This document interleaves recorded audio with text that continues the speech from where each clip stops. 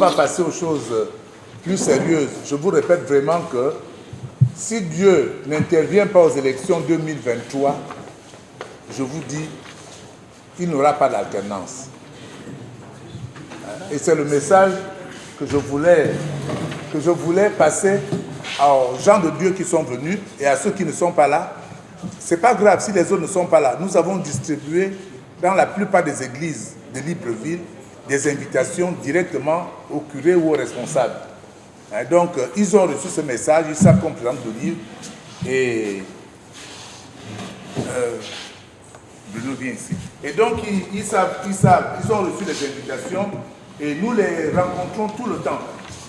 Jacques Adjaïno, moi-même, les gens de Gabon d'abord, nous faisons vraiment des rencontres parce qu'on sait que sans eux, s'ils ne nous aident pas pour changer les choses, ça ne changera pas. Et ils n'ont pas besoin de dire « allez voter l'opposition ». C'est pas ce qu'on leur demande de dire. On leur demande seulement de dire « allez vous inscrire ». Parce que c'est parce que les gens ne sont pas inscrits et déjà quand tu es inscrit, tu ne votes pas. Maintenant, c'est parce que les gens ne votent pas que ça ne va pas changer. Parce que la lie du vin de palme qui reste là, elle, on prend l'exemple de Tchibanga. À Tchibanga, sur 6 000 inscrits au siège qui a été gagné par le PDG, sur 6 000 inscrits, à Tchibanga, il n'y a que 1100 qui ont voté le PDG. 1100. Ça veut donc dire que presque 4800 inscrits sur la liste à Tchibanga n'ont pas voté.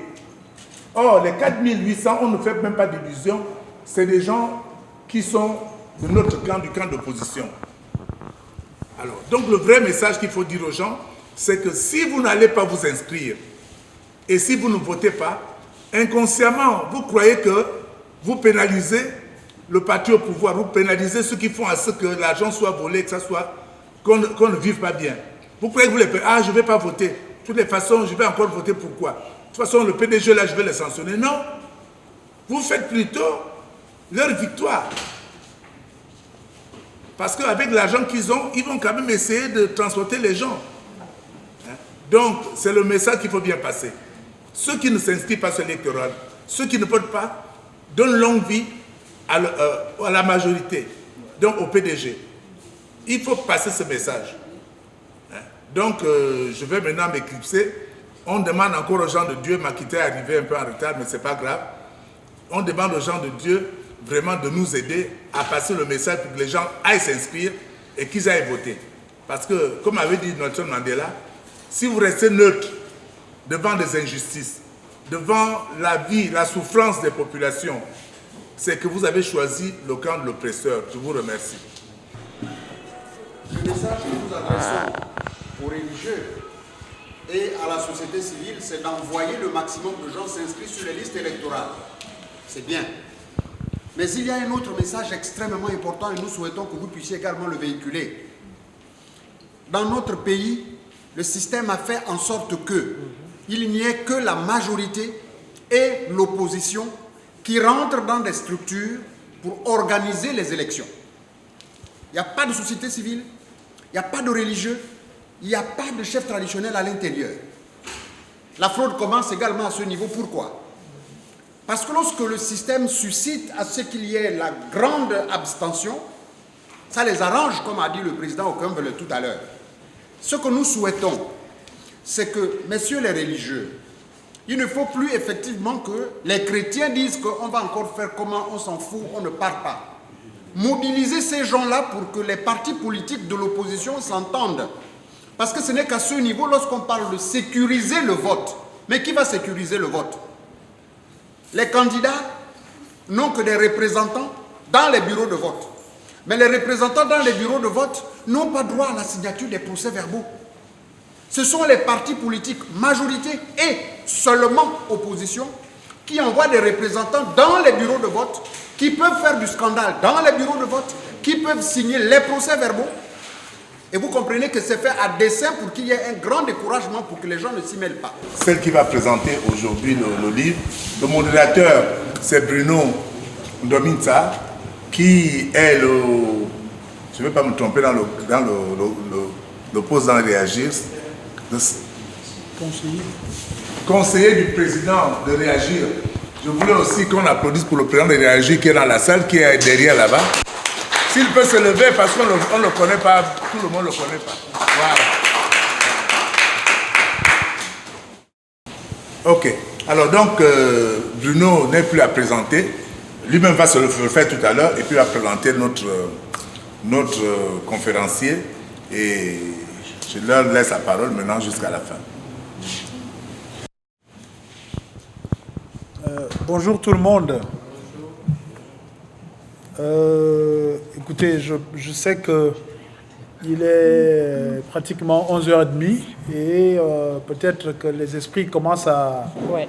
Mais je souhaiterais que l'on essaie de mobiliser le peu d'énergie qui nous reste pour vivre j'ai envie de dire, ce moment de partage poignant d'une expérience pastorale de quelqu'un qui a fait le choix de donner sa vie à Dieu comme pasteur. Notamment, c'est ça l'expérience qui nous sera présentée tout à l'heure par Madame Ngou du livre du cardinal « Je suis venu apporter la paix ». Moi qui vous parle, je suis Bruno Ndomitsa, comme on vous l'a dit tantôt. Par ailleurs, sous d'autres cieux, on m'appelle l'abbé Bruno Ndomitsa parce que je suis prêtre ordonné depuis 2002. Et je me suis donné depuis de longues années justement sur des questions de justice et de paix. Parce que dans mon cursus de formation, indépendamment de la théologie et de la philosophie, j'ai fait une formation en sciences sociales avec une spécialisation sur les questions de droits de l'homme, démocratie et action humanitaire. Et ça m'a amené à avoir des responsabilités sur des questions au niveau de la Commission pontificale justice et paix. Et j'ai travaillé énormément sur ces questions également en France. Donc je suis assez sensible de venir partager ces moments avec vous, notamment sur cette expérience pastorale. Et je me réjouis qu'on fasse ce partage dans une paroisse pour une raison simple. C'est que l'Église ou les églises sont si souvent interpellées. Et nous avons tendance justement à... Beaucoup d'hommes de Dieu, bien sûr, hein, ont tendance à multiplier parfois des actions qui ne sont pas nécessairement, je dis bien nécessairement, celles qui permettront à nos fidèles d'accéder au ciel. Il n'y a pas 10 000 évangiles là-dessus. En fait, nous ressemblons à ces étudiants qui vont aller passer un examen. Ils connaissent les sujets qui vont arriver et ils ont même le corrigé de ces sujets, mais ils s'arrangent à les visiter et à aller travailler d'autres chapitres, alors qu'ils savent justement quel est l'examen final. Dans les évangiles, le jugement dernier ne s'appuie que sur un seul aspect, un seul. Ce que vous avez fait à l'un de ces petits qui sont mes frères, c'est à moi que vous l'avez fait. J'ai été malade, j'ai été prisonnier, j'ai été visiteur, j'ai été souffrant, j'ai été... Est-ce que tu m'as secouru? Voilà l'évangile du jugement dernier. Mais nous avons tendance à prêcher dans nos chapelles que la politique est diabolique, alors que c'est dans la politique que l'on donne des outils de secours à l'humanité. Il n'est donc pas possible d'exclure l'Église de ce qui concerne l'homme, de ce qui touche l'homme. Voilà un élément fondamental que je voudrais que chacun de nous soit capable de s'approprier pour que l'on fasse la différence. Quand on parle de distinction entre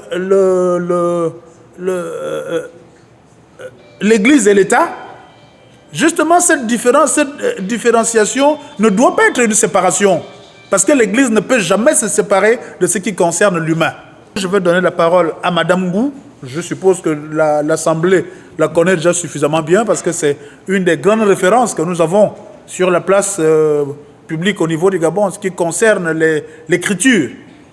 Je ne voudrais pas risquer de parler d'elle et me tromper sur certains aspects ou même écorcher certains détails.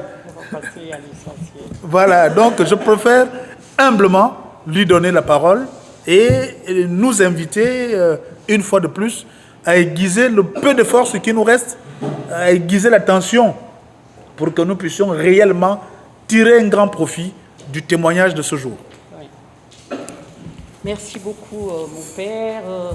Permettez-moi très rapidement de remercier Monsieur Okembele Nkoro, le vice-président de Gabon d'abord, de m'avoir donné l'opportunité de prendre la parole devant vous pour présenter ce livre, pour présenter... vous m'entendez? On a des problèmes de sono encore une fois. Non, oui. Comme j'ai une voix quand même qui porte, voilà, je vais essayer de parler sans micro. Donc je disais remercier Gabon d'abord de m'avoir donné l'opportunité de prendre la parole devant vous. Je suis Honorine Ngou, j'étais enseignante au département de lettres modernes. Je viens de me retirer de l'université il y a 1 mois, après 37 ans d'enseignement. Et je suis également président de l'association Alliance des femmes chrétiennes pour la paix au Gabon. Et quand le vice-président m'a parlé de ce livre, je n'ai pas dit non. J'ai dit oui tout de suite à cause, je dis du personnage. J'ai dit personnage, pas d'une fiction, mais il est au centre de ce livre-là à cause du cardinal, l'éminence. J'ai accepté tout de suite et je vous assure que j'ai dévoré ce livre. Il y a à peu près 145 pages.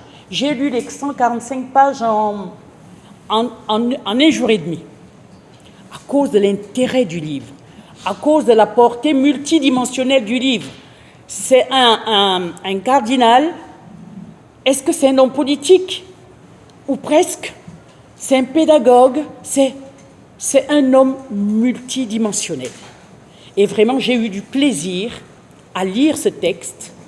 Et je pense que les mots-clés de ce texte, c'est la paix, l'amour, la réconciliation, le pardon, le travail, le patriotisme, les mots-clés. Je l'ai dévoré et je me suis dit, on va y aller. Mais c'est une manière pour moi aussi de rendre hommage à cet homme. C'est un grand homme. Parce que quand on aime son pays, on est grand. Quand on lutte pour le bien-être des populations vulnérables, on est grand. Et j'ai eu du plaisir vraiment à le lire. Et comme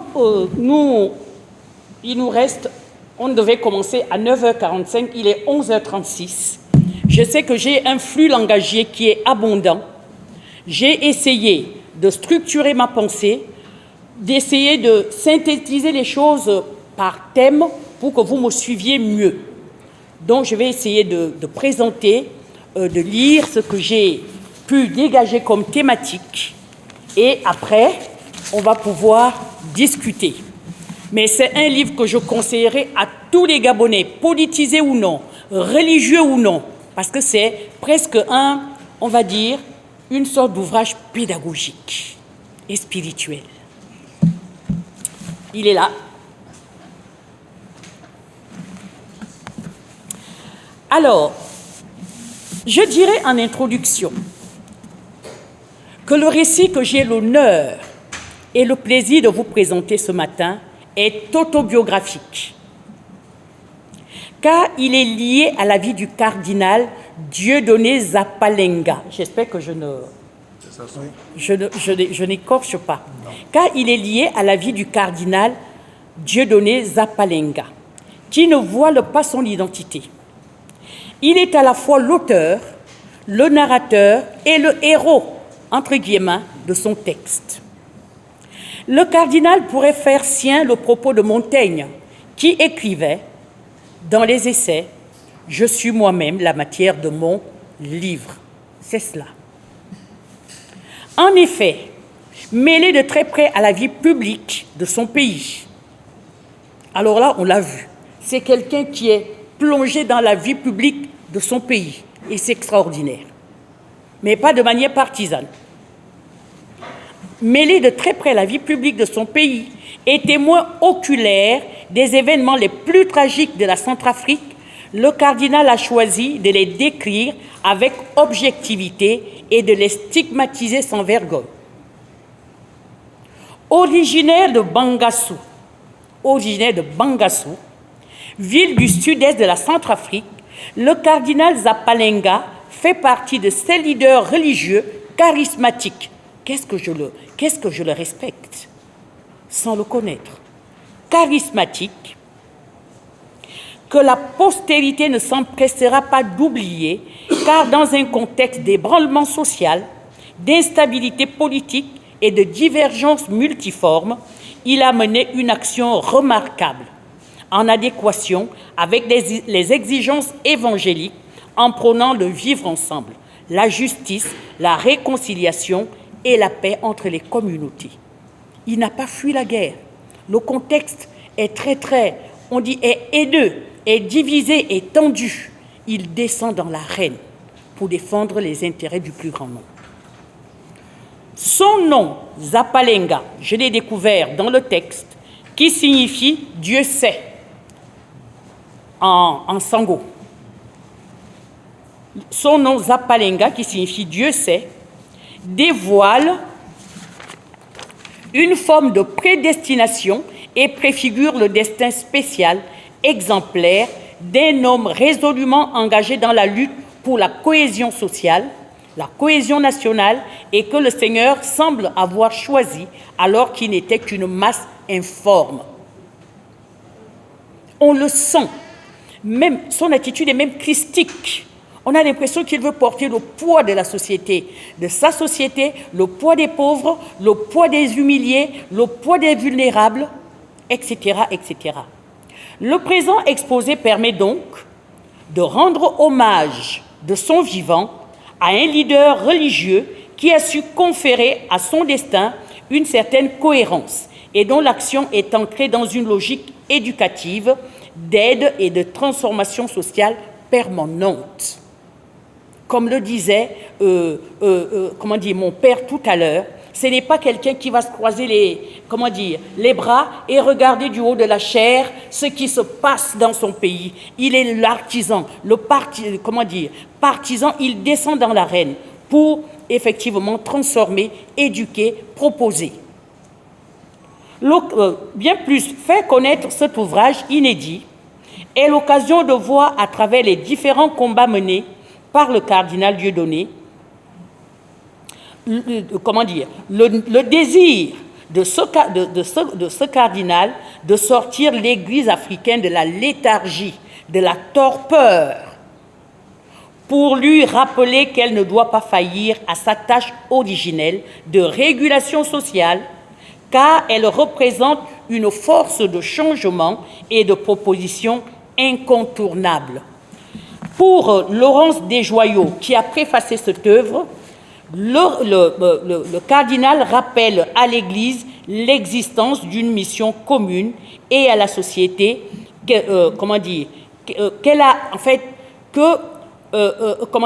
la paix est le but de tout être humain qui s'engage à servir Dieu. Notre exposé sera composé de 4 parties. Nous verrons dans un premier temps comment la cellule familiale a été le lieu d'apprentissage et de l'armement mental du cardinal. C'est important. Le milieu dans lequel nous avons vécu, où nous avons grandi, influe souvent sur l'individu. Et je pense qu'il y a une relation étroite entre l'éducation que ce monsieur a reçue dans sa famille et le combat qu'il a mené sur le plan social. Donc, il est important qu'on aille voir ce qui s'est passé. Ensuite, nous aborderons l'influence du père Léon van der Wildenberg. En fait, c'est un spiritain néerlandais qui a joué un rôle fondamental sur le choix, effectivement sur la vocation déjà du cardinal et sur toutes les luttes qu'il a menées. Puis nous essayerons de voir dans une troisième partie, nous essayons de mettre en évidence le pragmatisme du cardinal Dieudonné Zapalenga. Je n'ai jamais vu ça. En fait, je pense que les catholiques sont des gens très pragmatiques. C'est des gens constructifs, c'est un ouvrier, il descend sur le terrain, etc.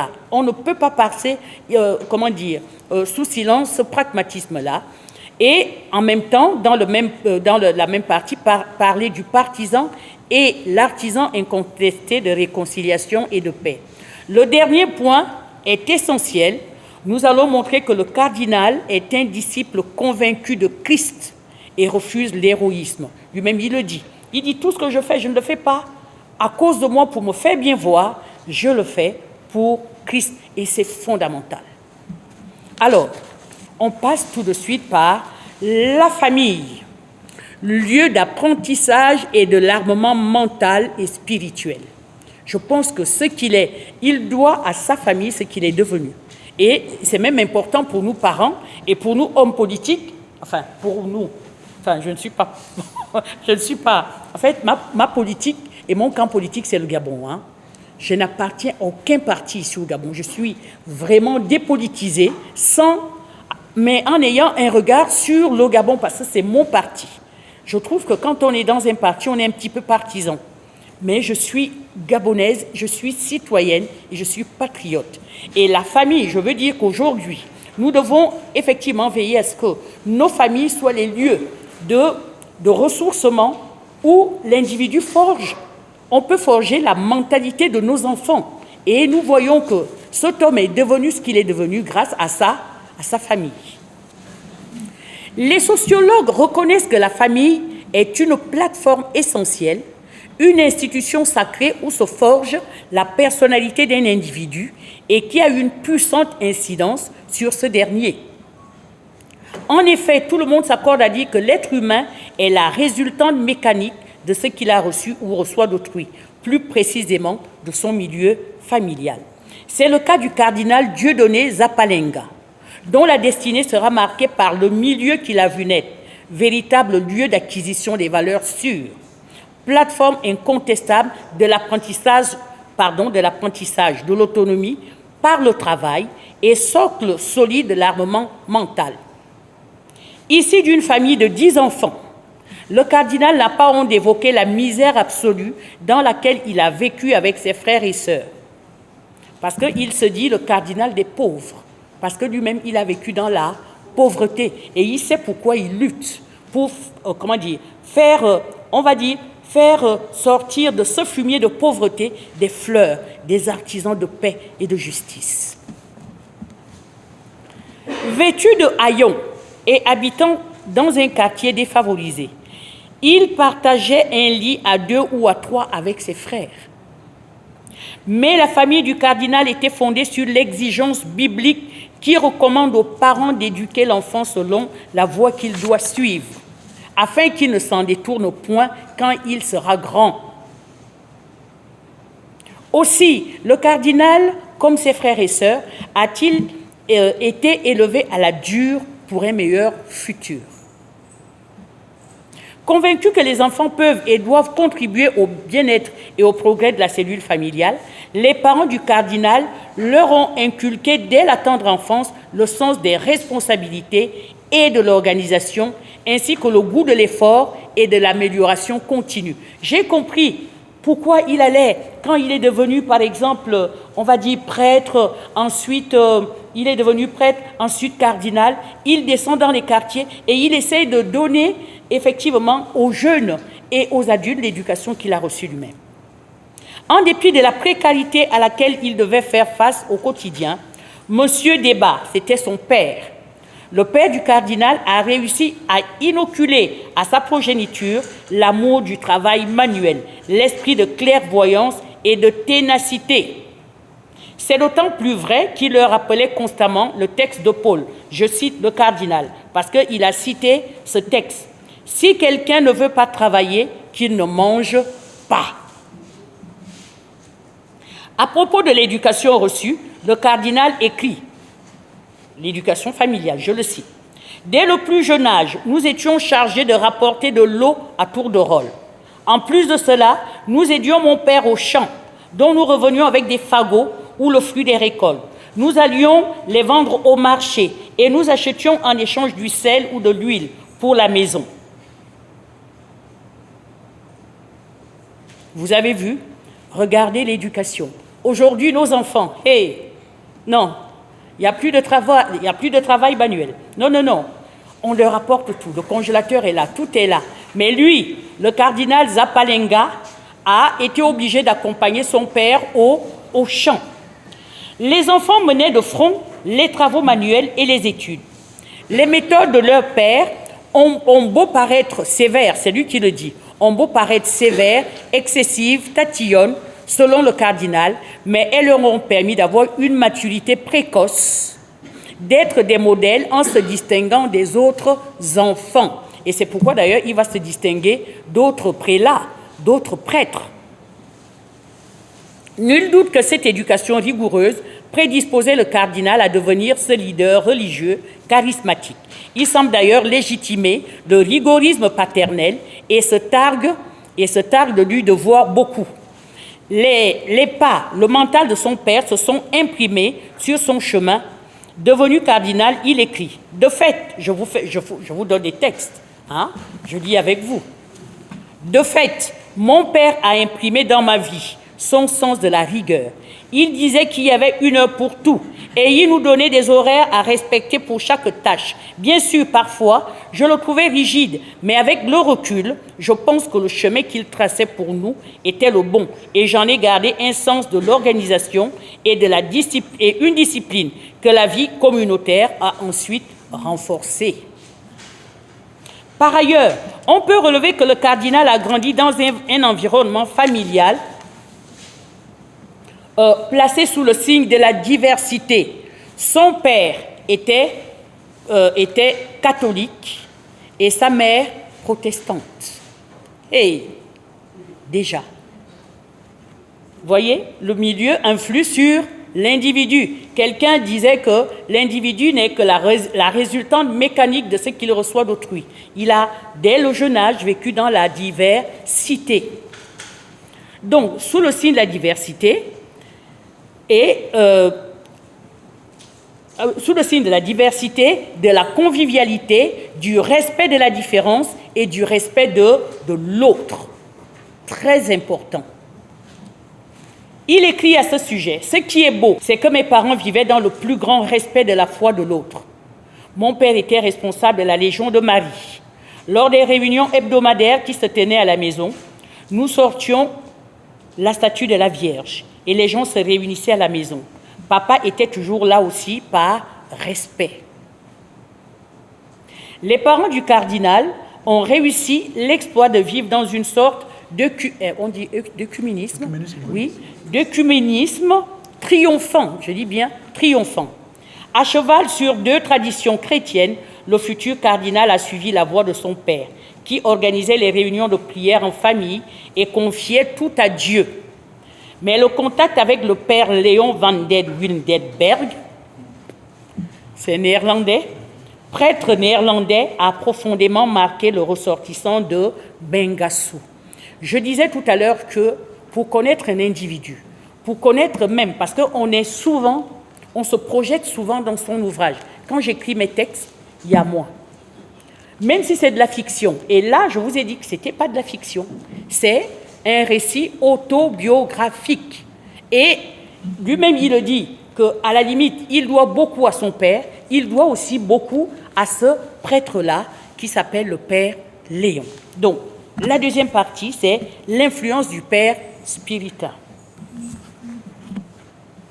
C'est à l'âge de 10 ans que le futur cardinal a été marqué par l'humilité de ce prêtre, son regard bienveillant et ses visites régulières aux familles déshéritées. Le narrateur procède à une sublimation de cette figure tutélaire qui a choisi de faire la différence par la proximité avec les populations les plus vulnérables, croupissant dans les quartiers déshérités de Centrafrique. Ah non, ce n'est pas de Centrafrique, de Bangui, pardon, de Bangui. Le père Léon est une référence majeure d'humilité, d'humanisme et d'amour aux yeux du jeune garçon et sera à l'origine de sa vocation. Le narrateur, fasciné par ce prêtre atypique, écrit « Je lui dois ma vocation. À Bangassou, il n'était pas le seul blanc. Il y avait d'autres Européens, notamment des coopérants français. Mais il était le seul à venir jusque dans notre quartier pauvre. Cette proximité, était presque incroyable à l'époque. Il mangeait et jouait avec nous et partageait notre condition. Aujourd'hui encore, son exemple guide mon sacerdoce. » C'est lui qui parle. Fin de citation. Bien plus, c'est le prêtre néerlandais qui a favorisé son entrée au séminaire en embauchant son père, M. Debat, comme aide-menuisier. Au séminaire, il appelle le séminaire ce haut lieu d'entraînement spirituel et communautaire, selon le narrateur. Le futur cardinal refuse de rester un poids financier pour son père et décide de se prendre en charge en accumulant des petits boulots. Véritable initiation à l'autonomisation, à la liberté. Ça m'a frappé. Il n'est qu'en 5e. Son père devient l'aide-menuisier. Et au bout d'un moment, ils étaient nombreux, il décide lui-même de se prendre en charge, en 5e. Déjà. On lit à ce sujet, c'est ainsi que dès ma 5e, la 2e année du petit séminaire, j'ai tout fait pour travailler et payer moi-même les études. Les autres restaient chez eux car leurs parents avaient les moyens de payer leur scolarité. Mais moi qui n'avais pas cette chance, j'ai très vite décidé de me prendre en main et d'être autonome au lieu de me lamenter sur une fortune qui ne tomberait pas du ciel. J'ai trouvé ça remarquable. En 5e. Et c'est pourquoi je dis que ce livre a aussi une portée pédagogique, une portée initiatique pour nos jeunes aujourd'hui qui attendent tout. Et en fait, il y avait aussi même une communauté. Je me rappelle que j'ai été élevée par des sœurs de Jésus-Marie. Et à 10 ans, on nous disait on canalisait nos élans qui consistaient à vouloir tout recevoir gratuitement. Il fallait gagner sa vie. Il fallait mériter ce qu'on mange. Il fallait mériter ce qu'on a. Et ça, c'est un bon esprit. Et ça, c'est une bonne pédagogie. C'est pourquoi je disais que ce livre doit être lu par même nos enfants qui ont été moulés dans le moule de la facilité. La pauvreté semble ici non pas une lèpre sociale ou un facteur inhibant, mais une sorte de tremplin, un atout majeur pour aiguiser et renforcer le sens des responsabilités du jeune séminariste Dieudonné Zapalenga. Le cardinal reconnaît même être sorti du séminaire outillé, mature, riche d'expériences multiformes. Il écrit « Avec eux, j'ai beaucoup appris. Le sens du travail, l'obéissance, le respect de l'horaire, le devoir accompli, le fait de ne pas abandonner une tâche sans l'avoir achevée, de ranger avant de partir, etc. » Par ailleurs, comme le père Vanden, on est toujours dans l'influence du père Vanden Wildenberg. Par ailleurs, comme le père Vanden Wildenberg, qui a côtoyé les pauvres en essayant de les aider à s'en sortir, le jeune prêtre Dieudonné Zapalenga était animé par une sorte d'ivresse d'être utile et de se mettre au service du plus grand nombre, surtout au service des nécessiteux. Oh, quand je vois aujourd'hui, hey, vous êtes homme d'église, je dis juste homme d'église ou bien homme de mosquée, où sont les nécessiteux? Qu'est-ce que vous faites sur place pour que les nécessiteux puissent s'en sortir? Mais lui, c'était presque une obsession, c'était obsessionnel. Les plus fragiles, les humbles, les humiliés, essayer d'aller à côté d'eux pour leur donner une lueur d'espoir, d'espérance. On le voit témoigner de l'affection et de la bienveillance envers les orphelins d'Auteuil. Il a été affecté en France. D'abord, où il dit « je trouve une autre forme de pauvreté ». Donc, envers les orphelins d'Auteuil, des gens indisciplinés, en conflit avec la loi, dont le caractère et le comportement difficile, violent, pouvaient décourager plus d'un.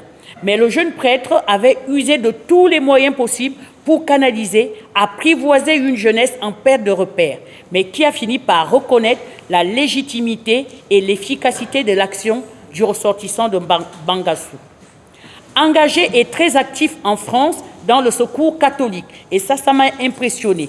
On le voit non seulement porter la soupe chaude aux sans domicile fixe, les SDF, mais les accompagner à l'hôpital et laver leur linge, malgré l'odeur pestilentielle que plusieurs d'entre eux dégageaient. La prière et la conviction d'aller rencontrer Christ en étant au service des pauvres constituaient des antidotes efficaces pour l'aider à surmonter le haut le cœur. Parce qu'il leur arrivait d'aller dans les rues, essayer de laver les SDF. Ceux qui ont été en France voient l'état des SDF. Il fallait les laver, etc. Être au service, des SDF. Donc je disais que la prière et la conviction d'aller rencontrer Christ étant au service des pauvres, constituaient des antidotes efficaces pour surmonter le haut le cœur, suscité par le manque d'hygiène des SDF.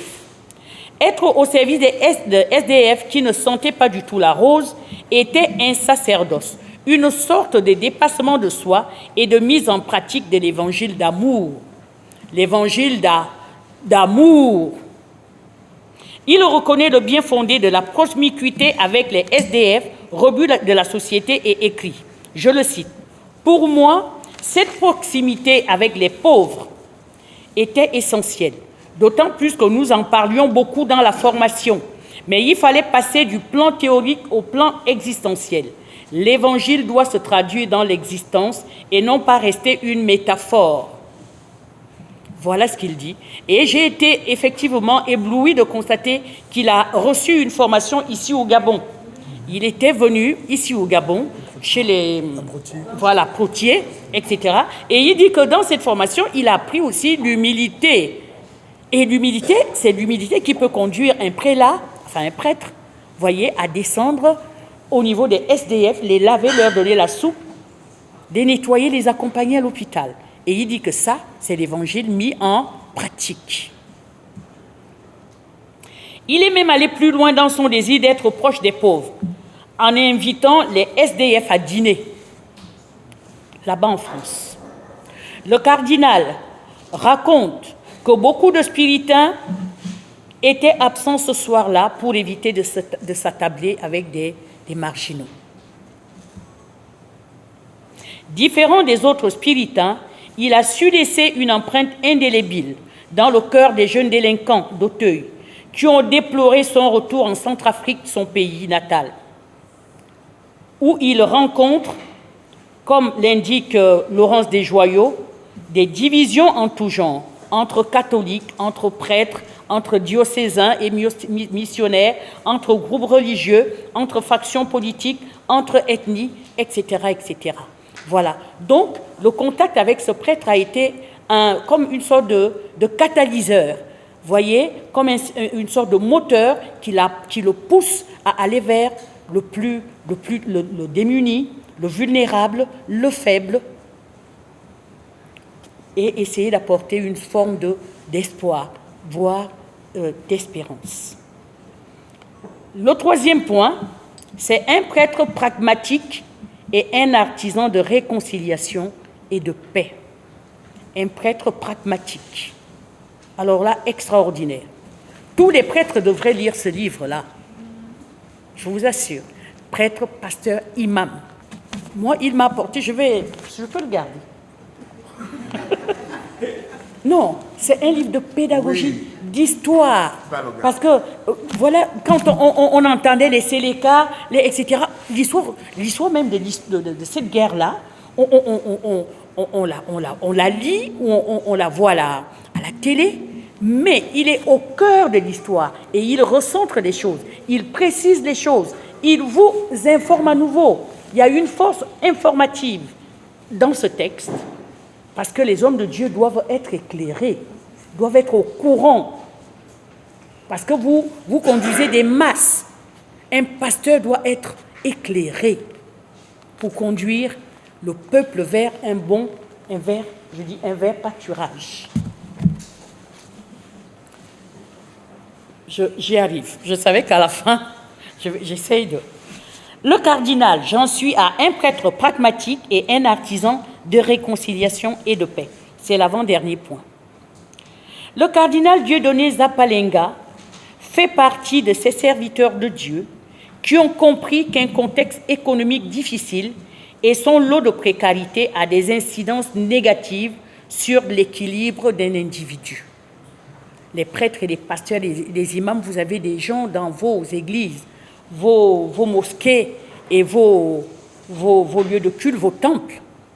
Et vous ne savez pas effectivement ce que ces gens-là vivent, comme le disait le vice-président.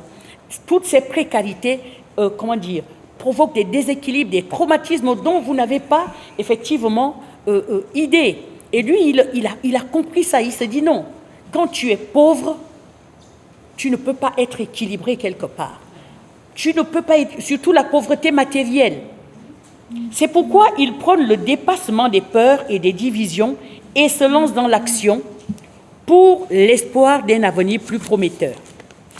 De retour en Centrafrique, et premier centrafricain à occuper le poste de supérieur des Spiritains, pour cet homme pragmatique, c'est l'occasion de rassembler, de réorganiser, de redéfinir les priorités du moment, de contextualiser son action. Car, écrit-il, il fallait renverser la perspective et réfléchir à la manière de vivre une spiritualité à la centrafricaine. Après des dizaines d'années à être portés par les Occidentaux, il était temps de nous prendre en main. Et c'était dans ce but que j'avais été élu économiquement. Cela signifiait que c'était désormais la base qui allait devoir alimenter la cause communautaire et non des personnes extérieures. Et là, on le voit, il va dans des villages. Il essaie d'organiser les villageois. Il voit l'état des besoins. Il met les villageois ensemble. Je me rappelle qu'il allait dans un village où il y avait des Bantous et des Pygmées. Il les a mis ensemble. Il a créé les Bantous méprisant les Pygmées. Il a créé une sorte d'espace de jeu pour les enfants Pygmées et des enfants Bantous. Et ils se sont mis à jouer ensemble. Et voilà que le contact est venu. Quand ils trouvent par exemple des villageois qui n'ont pas de dispensaire, il organise quelque chose pour mettre les villageois ensemble pour qu'ils puissent effectivement construire et avoir quelque chose. Responsabiliser chaque membre de la communauté, faire prendre conscience à tous d'être des artisans de leur destinée et de revenir à leur vocation initiale, celle d'aider les pauvres était devenue un impératif social. Il le montrait à d'autres prêtres, il fait la différence, je crois qu'il y a eu une différence entre les spiritains, les diocésains et il y a plein de différences. En tout cas, il voulait en fait réunir toutes les communautés pour qu'ils travaillent en synergie pour le développement des populations. Et j'ai trouvé ça extraordinaire. Homme de terrain et d'écoute, il a parcouru le pays pour recueillir les avis, stimuler une population vivant dans une sorte de torpeur et de désespérance. Grâce à un travail d'équipe bien mené, le prêtre spiritain a lancé un projet de construction de 50 écoles dans les villages reculés, dont 10 sont déjà opérationnels. Ça, j'ai admiré. Toujours soucieux de voir le bien, le cardinal envisageait la construction de 50 dispensaires. Il justifie son projet en ces termes. Aujourd'hui, en Centrafrique, des enfants meurent encore comme des bêtes. Des gens sont fauchés par la mort. Pour un oui ou pour un non. Il faut sauver des vies. Quand ce sont des personnes ressources qui disparaissent ainsi prématurément, c'est un drame, non seulement pour des proches, mais pour la société tout entière. Cette surmortalité nous empêche d'avancer. Fin de citation. Le cardinal rejoint la réflexion de Jean Bodin, économiste et homme politique français du XVIe siècle, qui disait qu'il n'y a de richesse que d'hommes.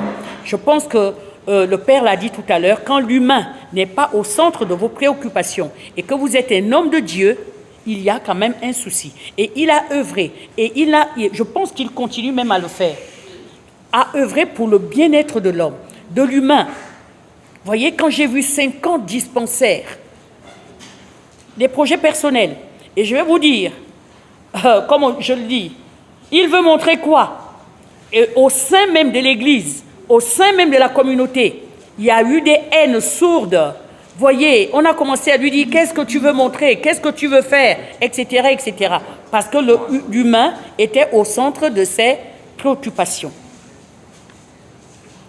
C'est sans doute le pragmatisme du cardinal et l'efficacité de son action qui lui a permis d'être tour à tour supérieur des Spiritains, président de la conférence des supérieurs majeurs de Centrafrique, archevêque de Bangui, Archevêque de Bangui, il s'est élevé au-dessus des calomnies et des injures parce qu'on l'insultait. Et ça, je ne comprends pas. Vous êtes un homme d'action, vous êtes un homme de terrain, vous essayez d'apporter le mieux que vous avez ou que vous pouvez à des gens et on l'insulte, on lui en veut. Au-dessus des calomnies et des injures en tout genre pour promouvoir la politique de la main tendue. Il y a un chapitre, il appelle « Nous pardonnons », la politique de la main tendue. Il est toujours là d'ailleurs, j'aime bien l'image, vous voyez, il salue tout le monde. Non, je dis, j'étais plein d'admiration et je suis plein de respect. Vous voyez, rien qu'en... Parce que le texte, la lettre peut rendre compte de la personnalité de la personne, hein, absolument. Ça doit être un homme d'action, un homme de terrain, à la limite. Ah. Bref. La politique de la main tendue est créée une solidarité nouvelle entre les communautés de son pays. Mais la guerre, ignoble tragédie humaine, a éclaté et mis son pays à genoux, alors qu'il était en train, effectivement, d'essayer de bâtir, de construire, de proposer, de booster, de manager la guerre. La pire des pauvretés, la guerre. Parce qu'on est ici, on parle de Gabon d'abord. J'aime cette expression qui est patriote, qui est patriotique, qui est nationaliste, mais sans mettre les étrangers dehors. Mais il y a effectivement des choses que nous devons préserver et sur lesquelles nous devons veiller. Quand on dit la paix, là, la paix, mais avec la justice, le respect de l'autre, l'amour du pays. Et on le voit à travers cet homme. Il aime, je dis, avec les tripes, son pays natal, dont la guerre a éclaté et mis son pays à genoux. Mais pour cet homme qui connaît la valeur de la paix, la nécessité de se lever au milieu du chaos s'imposait comme un impératif moral et social. En fait, le cardinal Dieudonné Zapalenga savait que la doctrine sociale de l'Église, telle qu'elle existe depuis la fin du XIXe siècle, est d'être un instrument de réconciliation et de paix. Habité par une foi inébranlable, amoureux de son pays, j'ai mis amoureux entre guillemets, amoureux de son pays, et convaincu qu'il bénéficie d'une aura certaine, et les hommes de Dieu bénéficient d'une aura certaine. Mais cette aura brille où? Comment? Il en a profité. Il dit, ma voix compte. J'ai une aura, j'ai un pouvoir spirituel le pouvoir temporel doit être subordonné au pouvoir spirituel. Je me lève quand mon pays est en danger, c'est ce qu'il a fait. Donc, convaincu, amoureux de son pays et convaincu qu'il bénéficie d'une aura certaine, il devient un combattant aux mains nues qui descend sur le terrain non pas pour attiser le feu, non pas pour combattre avec des armes, mais pour essayer d'éteindre le feu de la haine. Plutôt que de fuir, parce qu'on lui a dit, il y a la guerre, fuis. Il a dit non. Parce qu'on allait brûler les églises, on allait prendre en otage les sœurs, etc. Mais la manière dont il réagissait face aux rebelles, incroyable. Incroyable. Plutôt que de fuir, il a décidé de rester en Centrafrique pour établir la paix et réconcilier les frères ennemis. Au cœur d'une guerre fratricide, meurtrière, il a pu mettre en place avec un imam, il y a le nom de l'imam, avec un imam, un pasteur, une plateforme des confessions religieuses pour s'élever contre ce qu'il appelle la folie destructrice. RFI appelait l'imam, le pasteur et le prêtre les trois saints de Bangui. On les appelait les trois saints de Bangui. Donc il a pu mettre en place cette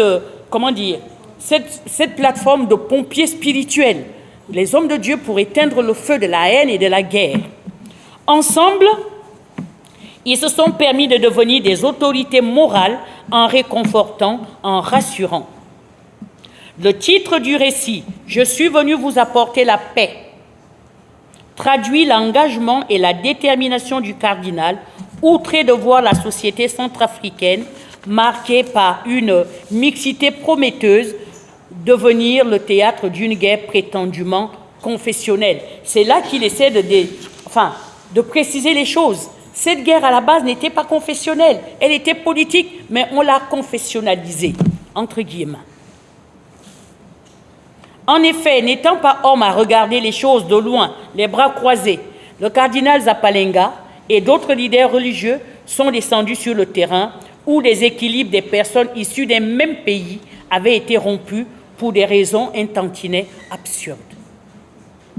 Le cardinal, l'imam et le pasteur, tout en prenant des risques énormes, s'employaient à rassembler les leurs pour favoriser l'écoute, le dialogue et recueillir.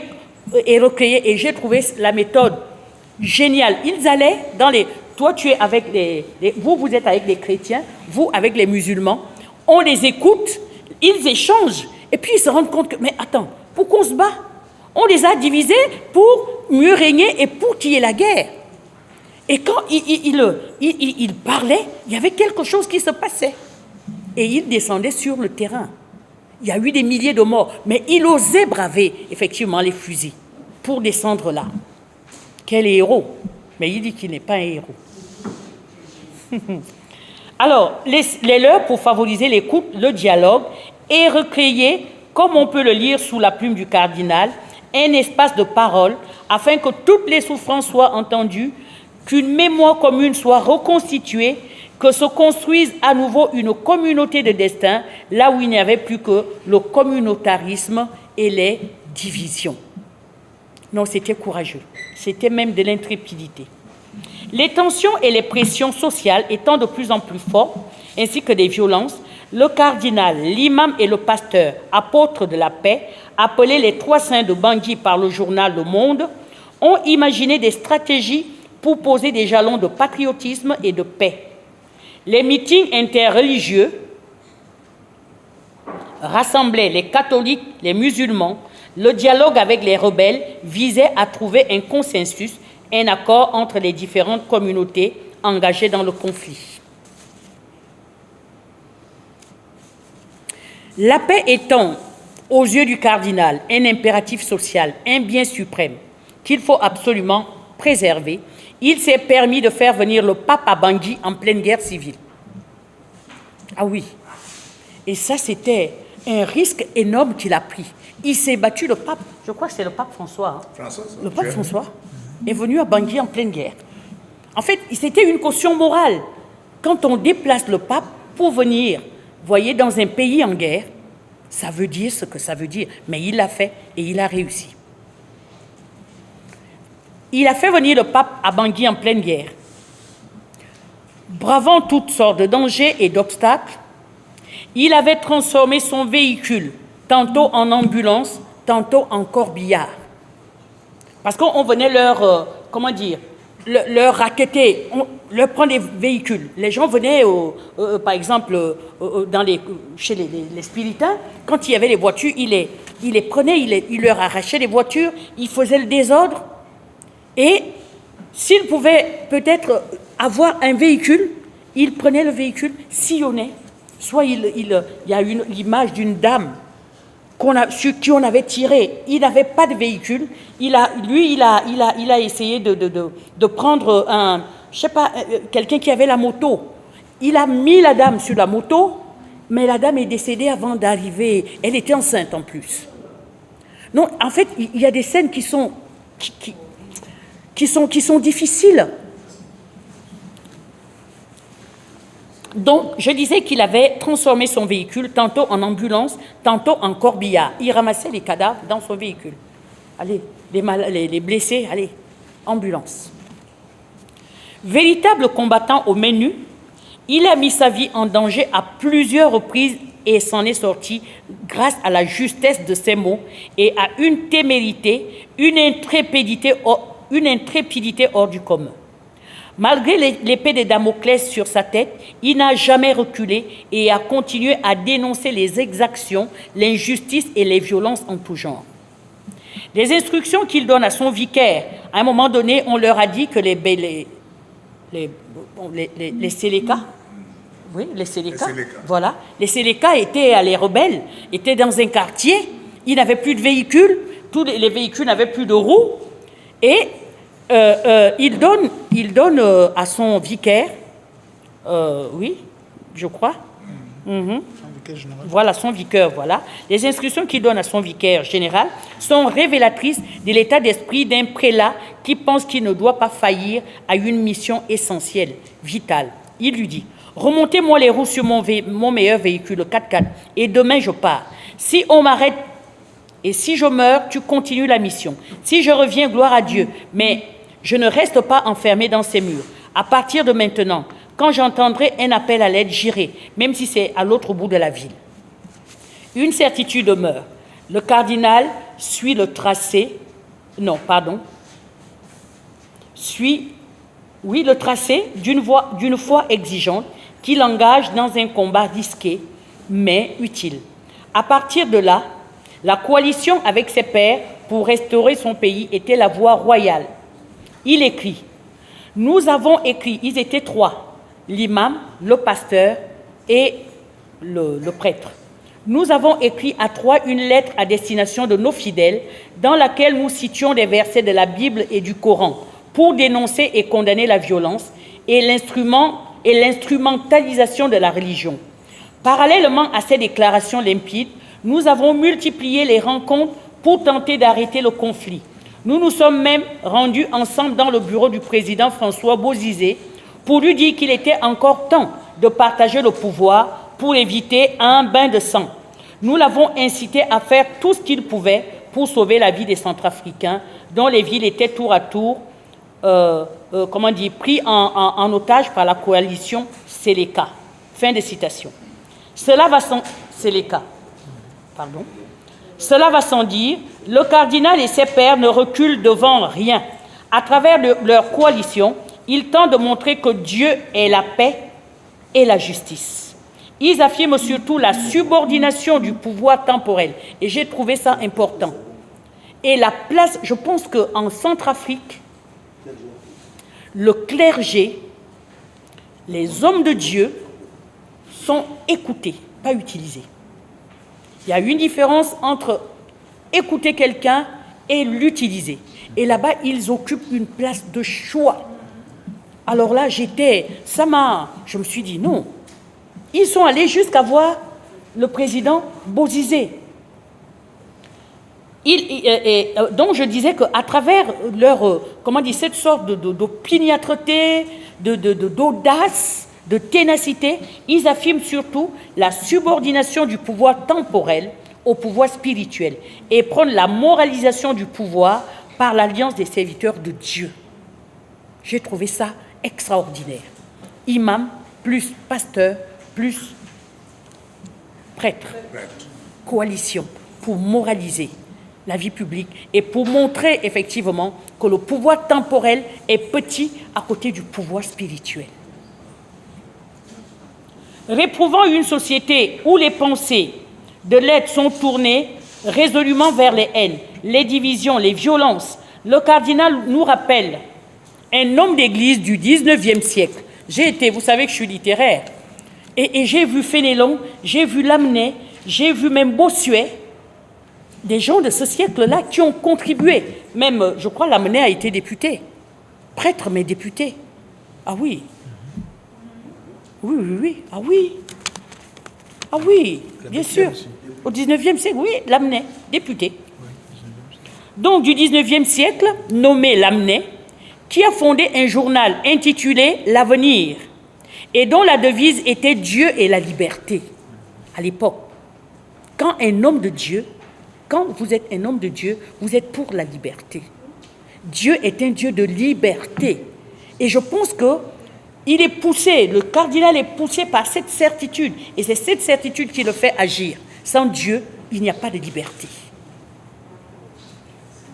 Cela signifie en clair que le cardinal pense qu'en vue d'un avenir radieux, qu'en vue de l'avenir radieux d'un pays, d'une société centrafricaine ou africaine, régénérée, libre, il faut revenir à Dieu et à ses principes. Et je le crois et je le partage. Vous savez, je parle là, j'ai été élevée par les catholiques de 10 ans jusqu'à ce que je me marie d'ailleurs.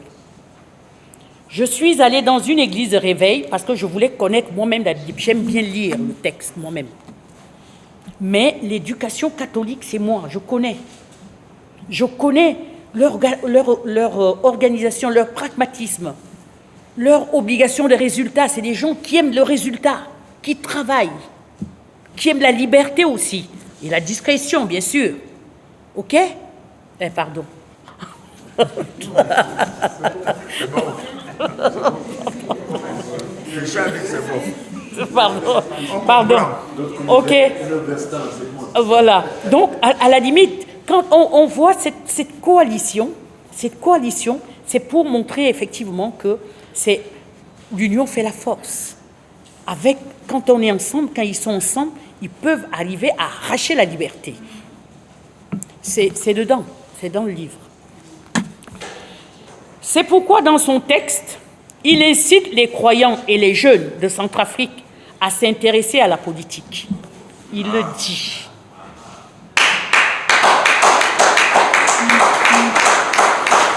Il le dit, c'est parce que quand le vice-président me le disait, je dis que je n'ai pas lu ça, je n'avais pas encore fini la lecture. Mais il le dit, je le cite. Je dis aux croyants de Centrafrique, et particulièrement aux jeunes, vous devez être présents en politique. Vous devez transformer les choses, sinon d'autres le feront à votre place. Ne mettez pas votre foi dans votre poche. C'est elle qui doit vous éclairer sur les décisions à prendre. Bien sûr, c'est difficile. Si vous vous prononcez publiquement sur des sujets délicats, vous serez conspués. Mais quelle société voulons-nous? Quand on ne parle pas, on subit. Et personne ne vous empêche de parler. C'est seulement nous qui choisissons le silence. Or, je crois qu'aujourd'hui, il faut vraiment oser la parole. Une parole créatrice, j'ai aimé. Une parole provocatrice et prophétique pour réveiller les sociétés qui ne savent plus où elles vont. C'est lui qui le dit, l'éminence. Ce que j'ai découvert dans le texte du cardinal Dieudonné Zapalenga, c'est que la voix des serviteurs de Dieu a du poids en République centrafricaine. Il indique que les évêques n'hésitent pas à interpeller les autorités civiles sur les sujets de société. Chaque année, la conférence des évêques de Centrafrique publie un message de véritable radiographie du pays. Nous comprenons pourquoi l'enfant de Bangassou, je l'appelle l'enfant de Bangassou, après avoir prodigieusement été actif sur le terrain, a été proposé pour assurer la transition quand il y avait la guerre. Et on lui a demandé d'être président, d'assurer la transition, et a été proposé pour assurer la transition et a obtenu le cardinalat. Mais le cardinal est loin de se considérer comme un héros, et ça j'ai apprécié, car tous les actes de sa vie sont imprégnés de ses valeurs chrétiennes. Ce texte, alors là, il y a plein de versets bibliques, plein de versets bibliques. Quel moteur, quel catalyseur. Il n'est désireux de n'être que l'humble serviteur de Christ. C'est pourquoi dans son texte, il cite l'Écriture sainte avec abondance. Et je vais terminer par le 4e point, le disciple de Christ.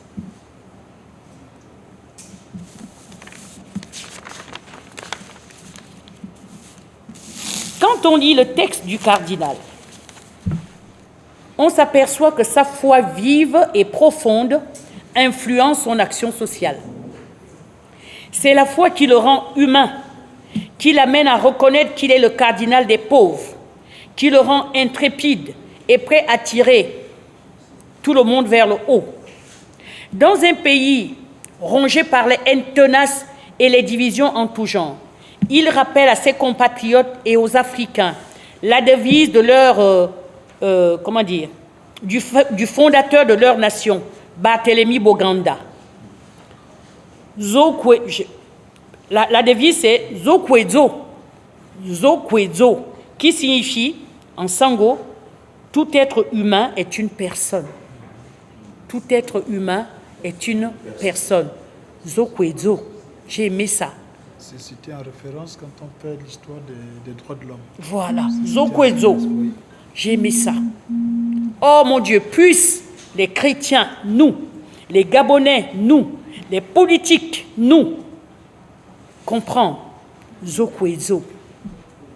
Et ça va changer beaucoup de choses.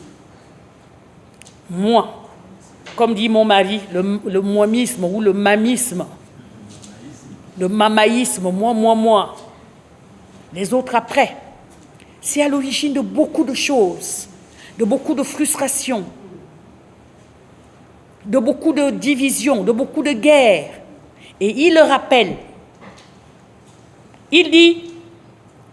Il rappelle à ses compatriotes et aux Africains la devise de du fondateur de leur nation, Barthélemy Boganda. Zokwezo, qui signifie tout être humain est une personne, d'où son acharnement à se surpasser pour donner de la dignité, de la valeur, un peu d'espoir à l'homme, de l'espérance là où elle n'existe plus. Il n'y en avait plus. Et il avait toujours un mot, il avait toujours quelque chose à proposer. Alors que le cardinal se trouvait en France et que tous les éducateurs étaient découragés, laminés par des adolescents insupportables qui élaboraient toutes sortes de stratégies pour faire craquer leurs enseignants. Et on lui en a fait voir. Déjà, il était noir. Le futur cardinal gardait la tête haute et restait frais comme un gardon. Quand on lui demandait quel était son secret, il répondait avec assurance, « Je puise mon énergie dans le Christ. » J'ai envie de dire Alléluia. Son objectif n'était pas de prendre le pouvoir, mais de défendre les plus faibles et de promouvoir la paix et le vivre ensemble. Il affirme avoir eu la vie sauve grâce au Saint-Esprit qui lui a inspiré des mots justes quand il a été encerclé par des rebelles sélicats qui lui attribuaient une puissance surnaturelle. À un moment donné, il est allé dans un quartier dangereux. On l'a encerclé. Je me disais, là, on va le tuer. Je me disais, mon Dieu, il est mort. Mais d'abord, il se présente, je suis Dieudonné Salenga, fils de, etc., etc. Est-ce que vous croyez que ce que vous faites, les gens sont armés? Ils parlent comme ça, mais avec justesse, avec justice, avec une autorité sourde, qu'on a l'impression que les gens baissent les fusils. Quelle intrépidité! On ne peut pas faire ça de manière naturelle. Il fallait être disciple de Christ. On lui attribuait donc une puissance surnaturelle. Mais le cardinal est homme pour les autres, mais ne se sent pas meilleur que les autres. Il le dit. Je suis homme, j'ai aimé ça. Je suis homme pour les autres, mais je ne me sens pas meilleur que les autres. Car Christ est sa source, son moteur, son exemple, et reconnaît que s'il ne prie pas, il devient comme un plat qui manque de sel et se dessèche. Il le dit dans son texte. Et c'est la vérité, je le crois, je suis chrétienne. Hein. Oh. Et c'est pourquoi j'aime bien Colossiens 2, 23, 1, 23. Il dit, Christ en moi, c'est l'espérance de la gloire. Ah oui. Il résume à travers cet exemple qu'il est un instrument de Dieu, l'argile entre ses mains. Je le cite. Face aux difficultés, beaucoup manquent de ressort, d'une impulsion qui les galvanise, les pousse, les remet debout. Ma flamme, c'est la certitude de la présence de Dieu. Dans la prière, je viens poser sereinement les événements devant le Seigneur pour les analyser. Je lis la parole de Dieu qui est claire et je prends ensuite les décisions qui me semblent correspondre à cette parole. En tout, le dernier mot revient à Dieu. Je ne me substitue pas à lui. Attention à ne pas se prendre pour un surhomme parce qu'on a posé un acte courageux ou dit une parole forte. Nos vies vont rejoindre celles du Christ. je me place derrière lui. Je suis ses pas. C'est ce qu'il dit. Et j'ai dit encore Alléluia. Amen. Cela va sans dire. L'Éternel est le berger du cardinal, Dieudonné Zapalenga. Il affirme et écrit, je lis ce verset du psaume, il affirme et écrit, quand je lis ce verset du psaume, ce n'est pas de la théorie. Non, il dit, l'Éternel est mon berger. Quand je lis ce verset du psaume, ce n'est pas de la théorie. Je l'ai vécu. Comme Daniel dans la fosse au lion, je suis allé souvent au milieu des rebelles, sans armes, pour me protéger. Et ils n'osaient pas m'écraser. Cette puissance magique que m'ont parfois attribuée ces miliciens n'est rien d'autre que la grâce de Dieu qui se déploie à travers moi. C'est Jésus, Emmanuel, qui est toujours à mes côtés. Je conclus. Pour conclure, nous dirons que la mission de l'élite intellectuelle, spirituelle et politique est de servir l'intérêt général, d'être au service du collectif. C'est moi qui ai écrit ça, après avoir lu tout cela. Et je vous ai dit tout à l'heure que je n'ai pas de parti politique. Depuis que je suis au Gabon, j'ai 65 ans d'âge, j'ai enseigné à l'université pendant 37 ans. Je n'ai jamais été dans un parti politique, pas de carte. Mon parti, c'est le Gabon. Et j'ai l'assurance dans ma tête du rôle que je dois jouer pour que mon pays, ne soit pas la risée. Je disais à mon mari, si on m'invite aux États-Unis ou au Canada ou dans d'autres pays comme je suis allée pendant que j'exerçais, quand j'étais enseignant, il n'y avait pas la concorde. Mais lorsqu'on annonce Honorine-Ngou, Université Omar Bongo, Gabon, c'était mon pays. Et face à d'autres, il fallait que la représentativité soit efficiente. Et c'est ce qui me... si on m'appelle au PDG pour aller faire une conférence, je leur dis, OK, mais vous me payez. Hein. Je dis ce que j'ai à dire, mais on me paye. Parce que je ne brade pas mes compétences. Mais lorsqu'il faut que je parle du Gabon, que je transmette quelque chose, que je dise quelque chose pour le bien de mon pays, je suis debout. Et c'est pourquoi je me dis que j'appartiens à l'élite spirituelle, ou à l'élite politique, ou à l'élite intellectuelle. Il y a un rôle à jouer. Je l'ai souligné, et nous devons le retenir. Nous dirons que la mission de l'élite intellectuelle, je pense qu'il fait partie de l'élite intellectuelle. Ce n'est pas... Parce que les spiritains, moi je crois que les catholiques, c'est plus formateurs que les catholiques. Tu crèves. Entre les spiritains, les jésuites et les... discuter avec un jésuite, ah bah oui, c'est des gens qui savent ce que c'est que la formation. Donc, il est à la fois élite spirituelle, élite intellectuelle, même élite politique. Hein. Il est tout. Pour conclure, nous dirons que la mission de l'élite intellectuelle, spirituelle et politique est de servir l'intérêt général, d'être au service du collectif. Et il a été, et il est au service du collectif. Le cardinal Dieudonné Zapalenga l'a compris quand il a décidé en pleine guerre civile d'aller dire aux rebelles, aux politiques et aux communautés antagonistes, « Je suis venu vous apporter la paix ». L'ouvrage du cardinal Dieudonné Zapalenga est certes autobiographique, mais il est aussi pédagogique, spirituel, car il booste, galvanise les énergies et vise à arracher l'Église et les croyants de la torpeur, de la léthargie, de la peur, afin qu'ils soient des acteurs de changement, des instruments de réconciliation et de paix. À travers son œuvre, le cardinal opère cette synthèse magique entre le sacré et le profane, entre le parcours d'un homme et la destinée de son pays, la Centrafrique, considérée comme un paradis qu'il ne veut pas voir perdu, mais restauré, uni. Bien plus, le cardinal montre à travers son livre qu'il n'y a pas de relation avec Dieu si l'on ne s'implique pas dans l'humain, si notre attention et notre action ne sont pas orientées vers le bien-être des plus vulnérables. Si l'œuvre du cardinal est celle du chrétien qui montre à un monde violent, un monde de guerre et de haine, une foi qu'il veut immuable, il n'en demeure pas moins qu'on peut recommander ce livre à un lecteur irréligieux, car elle le conduira indubitablement à une prise de conscience sur les problèmes de notre société.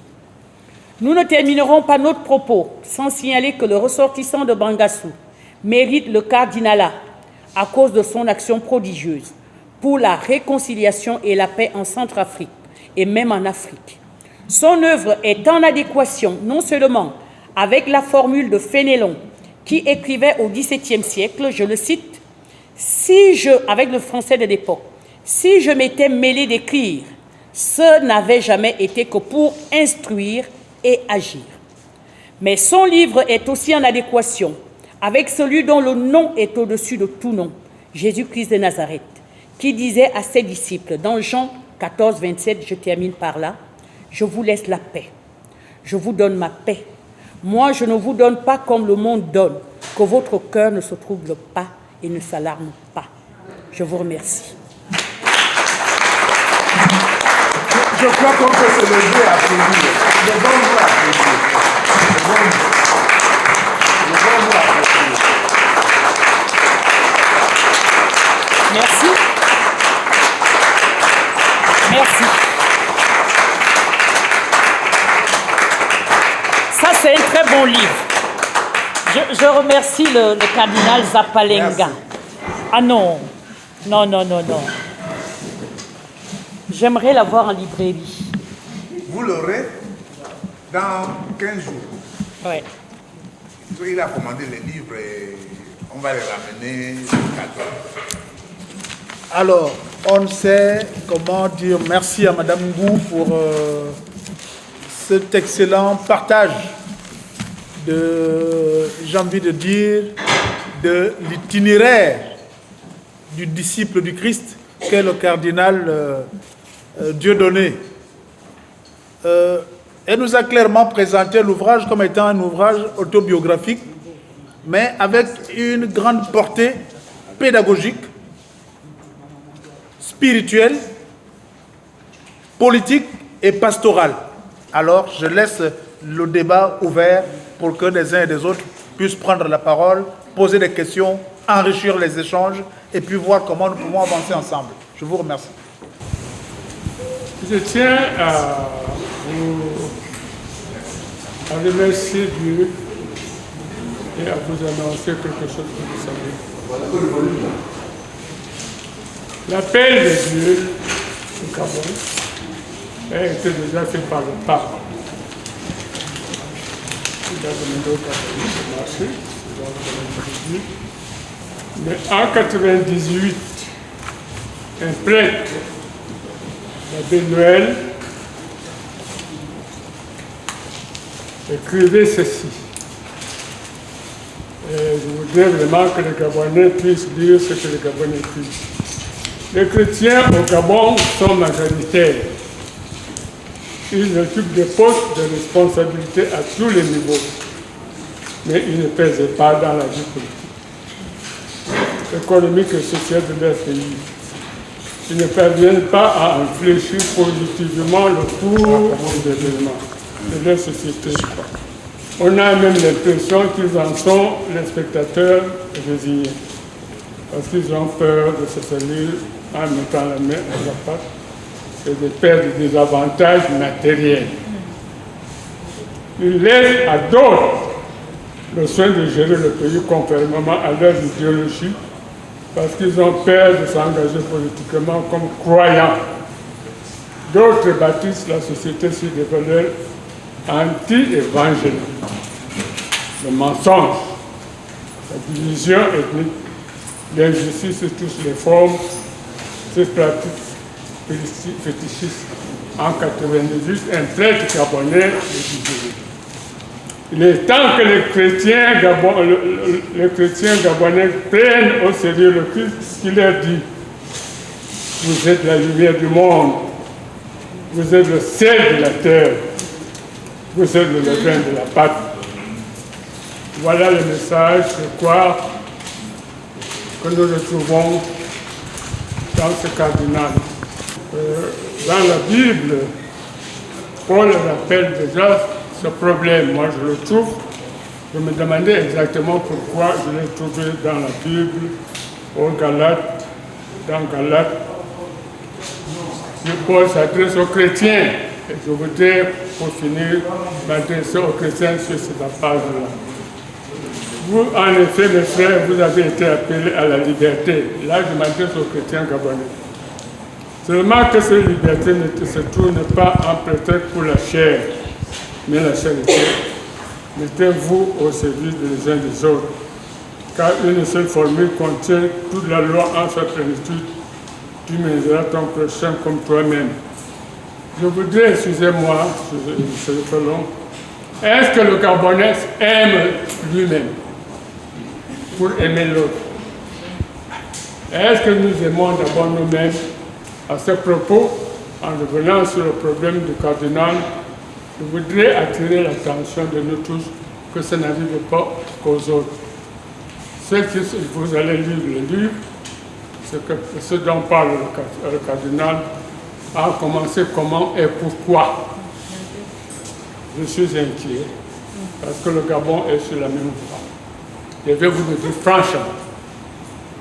J'ai un rapport que le cardinal avait fait, je pourrais vous le distribuer, de la mission française. Le Gabon, la République centrafricaine a été dans la situation où le Gabon se trouve aujourd'hui, je ne le cache pas. L'activisme islamique, l'activisme commercial, le dynamisme commercial de l'islam, qui a pris tout le pouvoir économique de la République centrafricaine. Et l'affrontement a abouti à ce que vous voyez. Je crois qu'en lisant, plus que de lire le livre du cardinal, il faut vraiment étudier ce problème de Centrafrique, parce que nous sommes sur le point de le vivre. Sur la Centrafrique, j'ai le rapport de la mission française, je pourrais vous le distribuer. Vous verrez le rapport, le parallélisme avec le Gabon. Merci, monsieur l'abbé. Le RPG est vraiment heureux d'être parmi vous. Vraiment, nous sommes heureux d'être parmi vous. Surtout de compter dans cet auditoire des hommes d'église. Nous sommes vraiment très heureux. Parce que nous voulons leur dire clairement qu'il ne faut pas que l'on rate le train de l'histoire.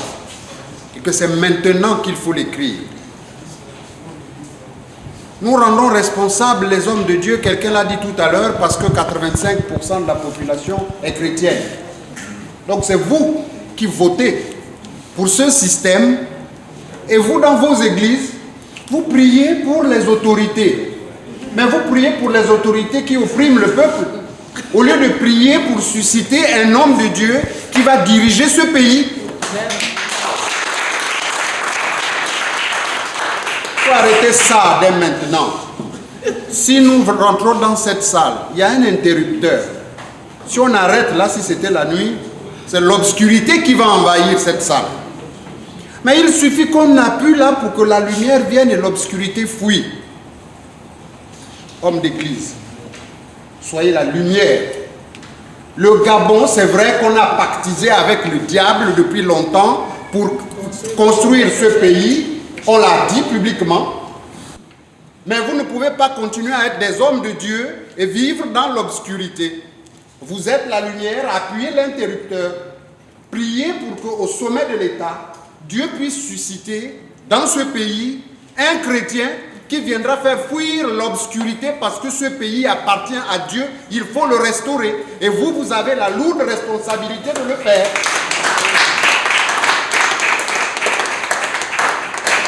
Je termine simplement en disant, monsieur l'abbé, que le RPG Mon Parti a pris la résolution de vous rencontrer tous. Et nous avons commencé. Ce que je dis aujourd'hui, nous le disons dans des églises. Nous cherchons maintenant à rencontrer également les chefs religieux et les chefs traditionnels. On ne peut pas comprendre que même sur le plan mystico-spirituel, que ce soit le vaudou, que ce soit des trucs qui reviennent d'ailleurs, mais nous, on n'a pas nos choses à nous ici qui peuvent faire en sorte que ces voyous repartent chez eux avec leurs choses. Moi, quand je suis venue à cette réunion, sincèrement, je ne m'attendais pas à ce qu'on mette tout. Je vais vous le dire tout de suite, moi, je ne crois pas en Dieu. Je vous le dis tout de suite, je ne crois pas en Dieu. La foi, c'est quelque chose de personnel. J'ai l'impression que quand on vient, on est venu parler d'évangile. Tout le monde n'est pas dans ce créneau-là. Comme Honorine, j'ai fait l'école primaire chez les catholiques, le Val-Marie, l'Immaculée. Ensuite, j'ai fait mes études supérieures et peut-être qu'au contact de certaines choses, j'ai perdu la foi. Je me suis dit, mais qu'est-ce qu'on m'a appris? Parce que je sais que vos évangiles et compagnie, c'est les Européens qui nous ont amené ça. Et il se trouve que la plupart des gens que je fréquente sont des anciens esclaves. Et donc, j'ai été influencée, j'ai beaucoup lu. On vient de perdre ces jours-ci au Mutumbe, le professeur Kalakala. On a des gens comme le docteur Jean Fils-Aimé qui prennent autre chose. Et c'est bizarre, ce sont souvent des afro-descendants qui disent aux Africains, ouvrez les yeux, les choses ne se sont pas passées comme ça. L'histoire a été falsifiée. Moi, j'ai été influencée par ça. Et il y a quelque chose qui me désole chez vous. Quand nous parlons, c'est souvent Dieu a fait ceci. Moi, je vous assure, quand je suis avec mes enfants, je leur dis mon père, ma mère, mon grand-père. Et je regrette aujourd'hui que quand on amène les enfants à l'église, c'est les églises, chez les protestants ou ailleurs, les enfants sont beaucoup influencés. J'ai l'impression qu'ils sont éduqués par l'église plutôt que par les parents aujourd'hui. J'ai cette impression-là. Alors, moi, les églises, quand je suis, ça prend de la résignation. On vous dit, si on vous donne une gifle par là, tendez par là. Et vous voulez que les Gabonais réagissent comment? Puisque vous laissez-vous gifler. On vous apprend ça dans les églises. Je n'ai rien contre mon père, excusez-moi. Je parle avec le cœur. Celui qui me connaît le mieux dans cette salle, c'est le monsieur qui est assis là-bas. Il sait comment je suis. Je ne suis pas hypocrite, j'aime réagir de manière spontanée. Et je vous assure, je me sens un peu... Dieu si, Dieu si, Dieu si, Dieu. Mais depuis que vous priez, qu'est-ce que vous priez depuis combien d'années? Vous priez depuis combien d'années? Qu'est-ce qui change? Vous ne faites que ça. Priez, priez, priez. Je vous dis, si quelqu'un comme Martin Luther King revenait me parler, je dirais, ah voilà quelqu'un qui a fait en sorte qu'il y ait les droits civiques, voilà ce qu'il sait, voilà ce qu'il a fait. Si Desmond Tutu venait, je dirais, ah voilà quelqu'un qui s'est battu en Afrique du Sud. Ici, nous n'avons pas de référentiel. Vraiment. On a Noël, L'abbé Noël boit, oui, c'est vrai. Oui, c'est vrai. Donc, c'était excellent. Moi, si j'avais des sous, je ne suis qu'une pauvre retraitée, mais si j'avais des sous, je vous assure, je commanderais ce livre-là et j'irais devant la présidente de la République au moment où ils disent qu'ils vont faire un conseil des ministres. Je me tiendrai, je leur dirais, tenez, à chacun, je dis, je vous donne un exemplaire, lisez ça, parce qu'il n'y a pas seulement que les religieux qui doivent être comme ce monsieur. Même ceux qui nous dirigent aujourd'hui doivent s'imprégner de l'exemple de ce monsieur. Peut-être alors que tout irait bien. Voilà. Honorine, ton exposé a été formidable. Ouais. Beaucoup de passion, j'ai beaucoup aimé. Tu as dû être un très bon prof. Voilà. J'en ai terminé.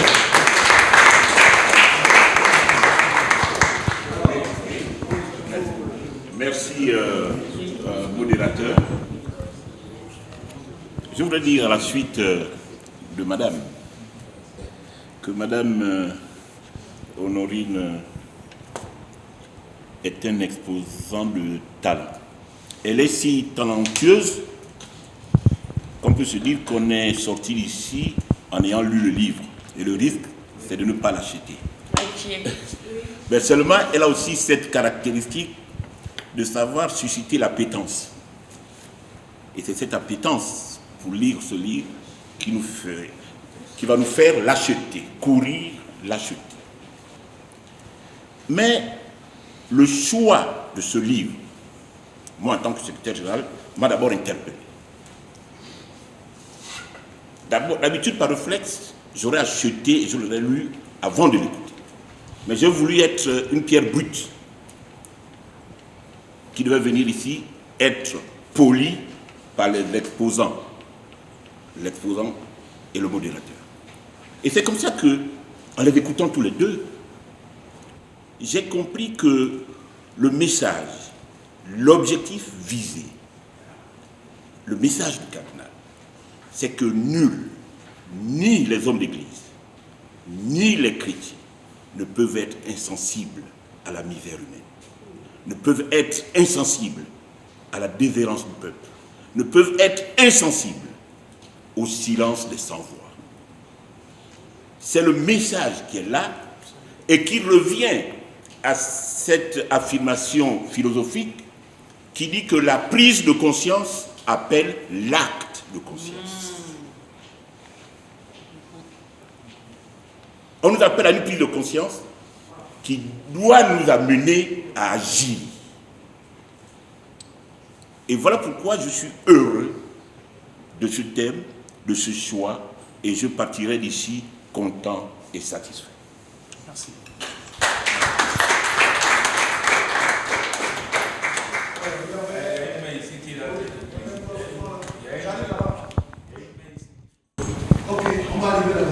Non, je voudrais remercier Madame Honorine et d'abord de toutes les façons, sa réputation l'avait déjà précédée. Rien ne me surprend. Je sais que nous vivons en direct par rapport à son talent. Mais ce que je voudrais dire par rapport à mon intervention, c'est de dire que ce livre a de la profondeur. Ce livre, c'est un livre sensibilisateur. Notre responsabilité, c'est de l'acheter et de s'approprier le contenu de ce livre-là. Pour moi, même si nous soulevons un débat aujourd'hui, ce n'est pas utile. Le plus important, c'est tenir compte du contenu de ce livre, qui nous apporte des éléments nouveaux par rapport à notre manière de vivre, à notre comportement. C'est pour cette raison que moi j'ai donné mon nom, pour se l'approprier. Si nous faisons un débat d'accusation ici, tel ou tel camp, mais nous sommes nous-mêmes de première traite. Depuis 1990, moi je suis dans l'opposition, mais de toutes les façons nous connaissons ce qui se passe. Oui, depuis 1990, nous sommes là-dedans. Nous connaissons, s'il faudrait s'accuser, pour faire une table ronde, beaucoup de choses peuvent se dire. Pas qu'autant que nous sommes, nous connaissons la réalité. Est-ce que nous jouons franc jeu? C'est une interrogation. 2023, c'est vrai, nous nous organisons chacun à sa façon, mais la finalité est laquelle? Après les résultats, chacun va prendre son sac et terminer. On fait dans le cinéma. Ceux qui prennent des risques, et ils perdent leur boulot. Ils se cassent la figure. Moi, j'ai travaillé à la mairie, je fais 11 ans au chômage. Ah oui, je fais 11 ans, peut-être les gens ne le savent pas. Chez le vieux et bien tout que j'allais dormir. Pendant 11 ans, j'ai perdu mon boulot parce que je suivais des gens. Parce que je pensais qu'ils étaient sincères. Or qu'au fond, ils n'étaient pas sincères. Et comme moi, beaucoup ont perdu leur travail. Beaucoup ont perdu le boulot. Moi, j'étais directeur, j'ai perdu le poste de directeur. Donc ce débat, nous le connaissons. S'il faudrait remettre en scène ce débat, il y a beaucoup de choses à dire là. Il y a à boire et à manger. Je pense que le plus important, c'est le message de ce cardinal, qui est un message de fond, qui doit nous interpeller individuellement. Le doyen l'a si bien dit, ce qui est arrivé à Centrafrique peut arriver au Gabon. Et commander, c'est prévoir, a dit Fayon.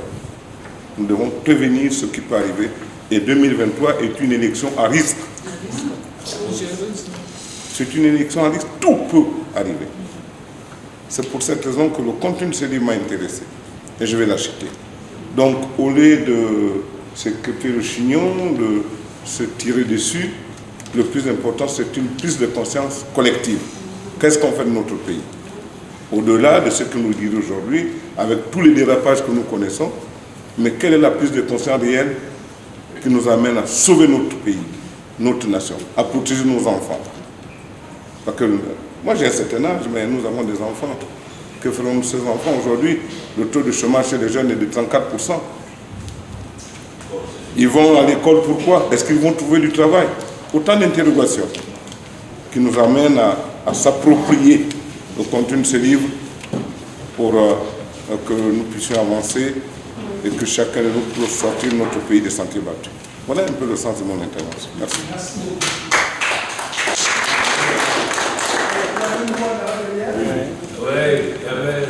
Oui, il y avait moi Malik et puis je vais vous appeler.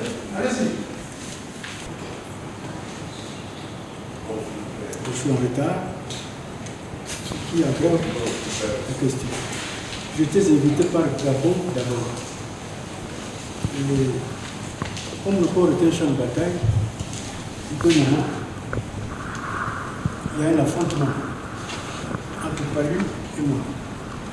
Je suis en train de rencontrer l'électorat. Pourquoi je suis ici? Ceci dit, je n'ai pas lu le livre, donc je suis dans l'impossibilité de poser des questions très opportunes. Et pourquoi je suis là? Parce que j'ai lu le livre d'un prêtre qui vient d'un pays qui a mis au monde Barthélemy Boganda, qui en Afrique centrale a été une lumière, a fait la synthèse entre la religion et la politique. C'est ce monsieur qui a tenté que notre Centre-Afrique soit une république. L'histoire lui donne raison. Autrement dit, il faut éviter la division entre les secteurs de la vie ou de représentation, entre la religion et la politique. Ces messieurs, moi je fais la politique, j'ai aussi fait un peu de philosophie. Et je pense souvent à Barthélemy Boganda, qui nous a appris à lier nos représentations religieuses et autres avec la vie réelle. Lui, il a été tué par le communalisme. Ça veut dire que quand on se bat pour le changement, il ne faut pas avoir peur de la mort. Le paradoxe, c'est que ceux qui pensent que nous serons au ciel ont peur de la mort. Alors que la mort, c'est un lieu de salut. Et ceux-là ont peur de la mort. Pourquoi? Vous veulent rester sur terre? Alors dans ce cas-là, il faut unir la religion et la politique sous un nouveau mot d'ordre. Créons le royaume de Dieu sur terre. Pour éviter que les gens aient peur de mourir. Parce que Dieu est justice. Et la terre est le lieu où l'injustice s'est aggravée. Pour éviter cela, il faut qu'on œuvre à la création du royaume de Dieu sur terre. Le mot n'est pas de moi. Il est de Thomas Müller, celui qui a été à la source de la révolution paysanne au XVIe siècle en Allemagne, qui a précédé Barthélemy Boganda dans la lutte pour le changement. Il y en a bien d'autres. Autrement dit, je vais m'arrêter par là. Pour moi, il y a des chrétiens et les crétins. Les chrétiens, c'est ceux qui prennent pour objectif, pour finalité, la lutte pour la justice. Les crétins, c'est ceux qui nous abusent en disant on ne faut pas faire la politique parce que nous avons notre patron Jésus-Christ. J'ai dit, mais nous sommes en train de tous de nous porter le manioc sur terre. Avant que vous alliez au ciel, faisons en sorte que là où nous vivons, où nous portons le manioc, on soit en paix. Autrement dit, la visée de la vie au ciel ne va plus être en opposition à la visée de la vie terrestre. Je souhaite que au Gabon, cette tendance-là soit promue pour qu'il y ait le changement réel. Je vous m'arrête pas là. Je vous remercie. Malheureusement, la paix exige le temps. Mais moi, je pourrais formuler ce titre en disant je suis venu vous apporter mon amour. C'est pour dire que ce livre va au-delà de la chrétienté. Vous devez donc certainement lire la couverture pour comprendre qu'on est au-delà de la chrétienté. Et que d'ailleurs, pour ceux qui savent et qui observent, ce monsieur Dieudonné est sur la voie de la papauté. Je vous l'annonce aujourd'hui. Ne soyez pas surpris dans quelques années. Pourquoi? Parce qu'il a réussi à établir en lui ce qui nous est exigé, établir la paix. Mais qu'est-ce la paix quand on l'établit en soi? Mais établir l'amour. Mais au Gabon, ce qui a manqué, c'est que des gens venus de nulle part ne sont pas capables d'établir l'amour. Parce que pour l'établir, il faut être soi. Il faut être en position tout à fait légitime d'être reconnu comme tel. C'est-à-dire sans improvisation, sans tricherie. Aucun ne parle souvent de Lycée-Yomba. Au moins, là, il y a une traçabilité, mais on peut remonter au Kevele jusqu'à OIM, jusqu'à ailleurs. On peut le remonter. Et c'est cet individu qui est capable d'établir la paix, d'établir l'amour. Or, c'est ce qui nous a manqué au Gabon.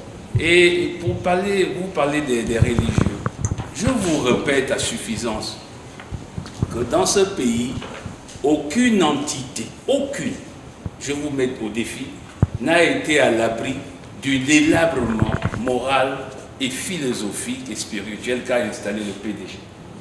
Aucune entité, aussi bien l'Église catholique, protestante, musulmane, aussi bien nos traditions, bouddhistes, njobi, tout a été délabré. C'est une démarche de stratégie politique qui a été installée dès 1970 et puis pour nous amener là où nous sommes. Qu'est-ce que vous croyez? Il faut que vous arriviez à ouvrir les yeux. Ce n'est pas des choses qui ont été faites dans la simple pensée, c'est des choses qui ont été élaborées, étudiées et implantées. On a voulu faire de nous ce que nous sommes aujourd'hui. Des hommes légers, des hommes non construits, des hommes pas du tout capables d'avoir des références essentielles qui les amènent vers la reconnaissance de l'autre. Mais oui, comment voulez-vous que Zapalenga soit cardinal, un centrafricain? Or, nous avons été, nous, l'épiscopat des deux Guinées. C'est les prêtres gabonais qui ont apporté la lumière au Centrafrique, en Ubangi-Chari, on disait à l'époque, au Congo et au Sud-Cameroun. Nous aurions même pu avoir un évêque dès 57, 58. Nous avons fait le clash. Parce que les trois prêtres qui sont consacrés le 4 mai 1919, le grand frère de Léomba, l'abbé Jean-Hubert Obamba, Monseigneur Adiwa, et le troisième, le nom me reviendra, le 4 mai 1919, ces trois prêtres ont des fortes têtes. Et d'ailleurs, ça ne le ratera pas, le grand frère de Léomba va mourir de manière assez précoce et difficile au tout début des années 30. Ce qui d'ailleurs, pour ceux qui vont travailler un jour, va laisser un goût amer à M. Léon Gabriel Mba vis-à-vis de l'Église catholique romaine apostolique.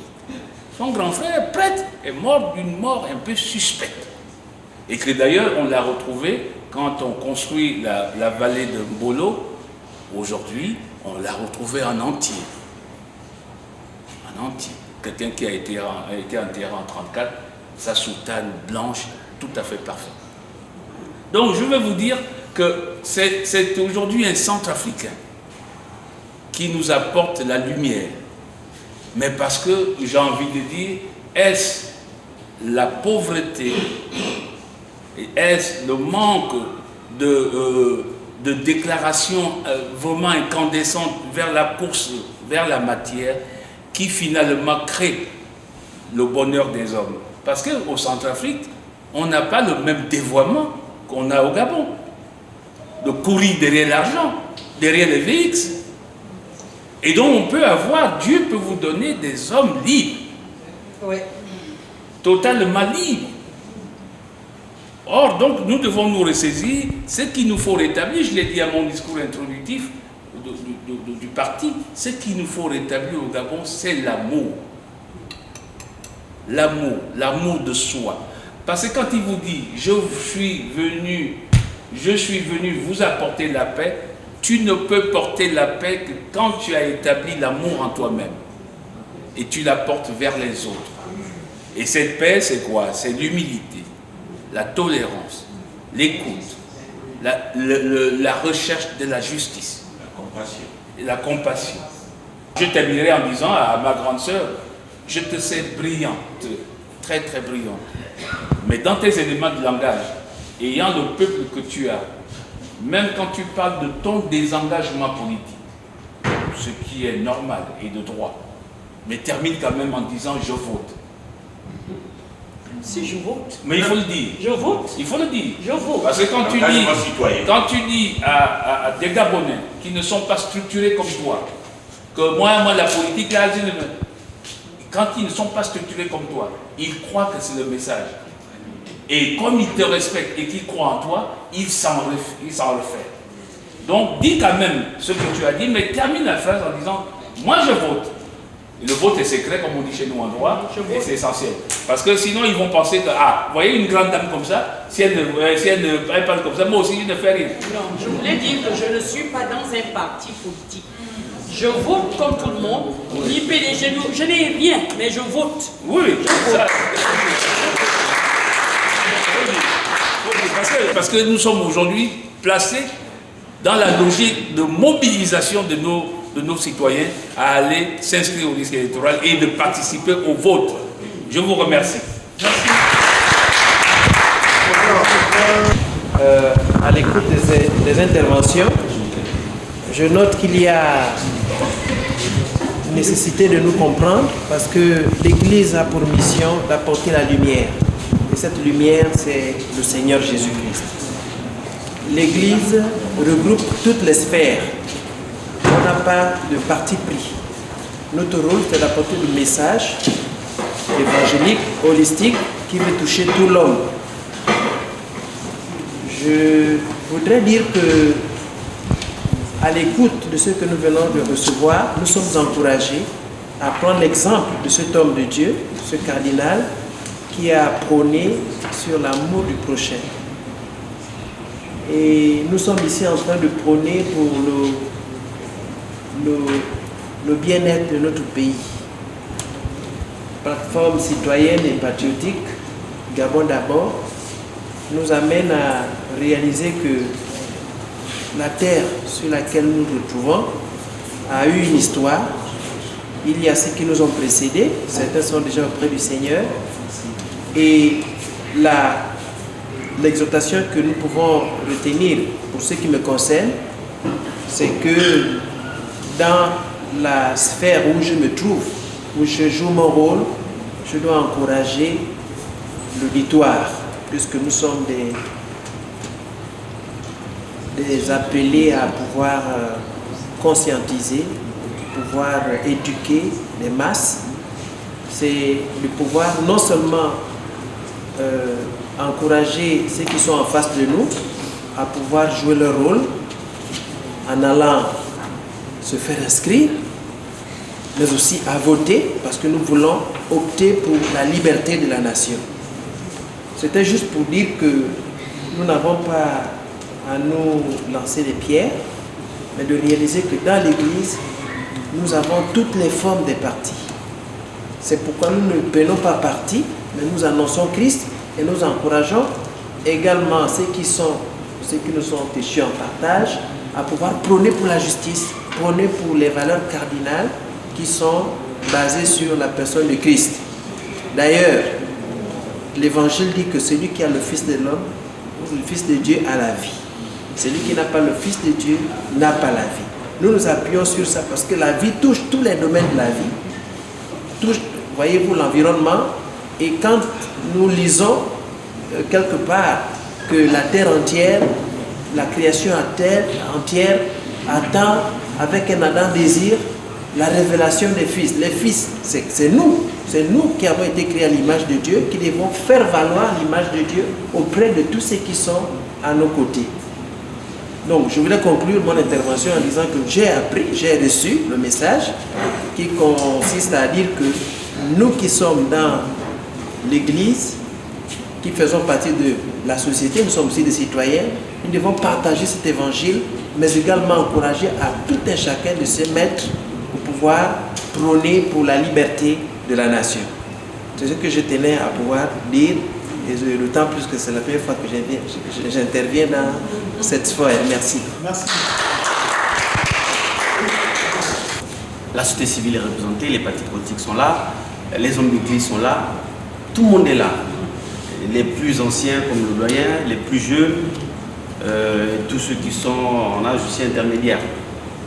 Je crois qu'il faut qu'on passe maintenant à l'action. À l'action. Parler de sensibiliser. Comment on fait, à quel moment on dresse un plan d'action pour aller sur le terrain, parler aux Gabonais, motiver les Gabonais, leur redonner espoir pour que les échéances de 2023 se passent dans le calme, la paix, avec assurance. Mais que l'espoir dans les cœurs des Gabonais soit au rendez-vous à ce moment-là.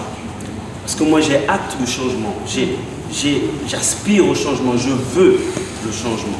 Il est question de la nation, du pays, il est question des enfants, des arrière-petits-enfants, et etc.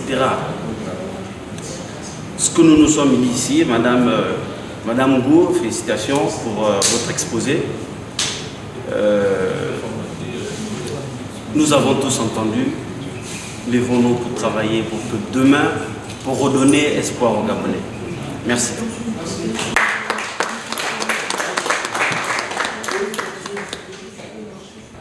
En fait, j'ai voulu porter le message d'un homme. Un homme d'église, un homme de tête, un homme de cœur, qui m'a personnellement interpellée. Et je pense que ce message, que tu sois, athée, agnostique, tout ce que tu veux, tu peux en tirer quelque chose en tant qu'humain. Parce qu'il dit qu'il est humain et qu'il se bat pour l'humain. Et je crois que l'agnostique, le philosophe, le nganga et toute autre personne ici peut lire à travers ce message un message d'amour. Parce que l'amour, c'est la vie. L'amour est la meilleure richesse, la meilleure puissance qu'un être humain puisse avoir pour que les choses changent. Quel que soit ce que tu crois et ce à quoi tu crois, quand tu n'aimes pas l'autre, tu ne peux pas changer les choses. Et ici, l'amour, la paix qu'il apporte est Christ, lui, en tant que croyant. Il est aussi, centrafricain. Il aime son pays et nous avons besoin, nous, quelles que soient nos croyances, d'aimer notre pays pour que les choses changent. Donc je disais que c'est un livre multidimensionnel. Chacun peut y tirer, un mot pour le Gabon. Je crois que les polémiques,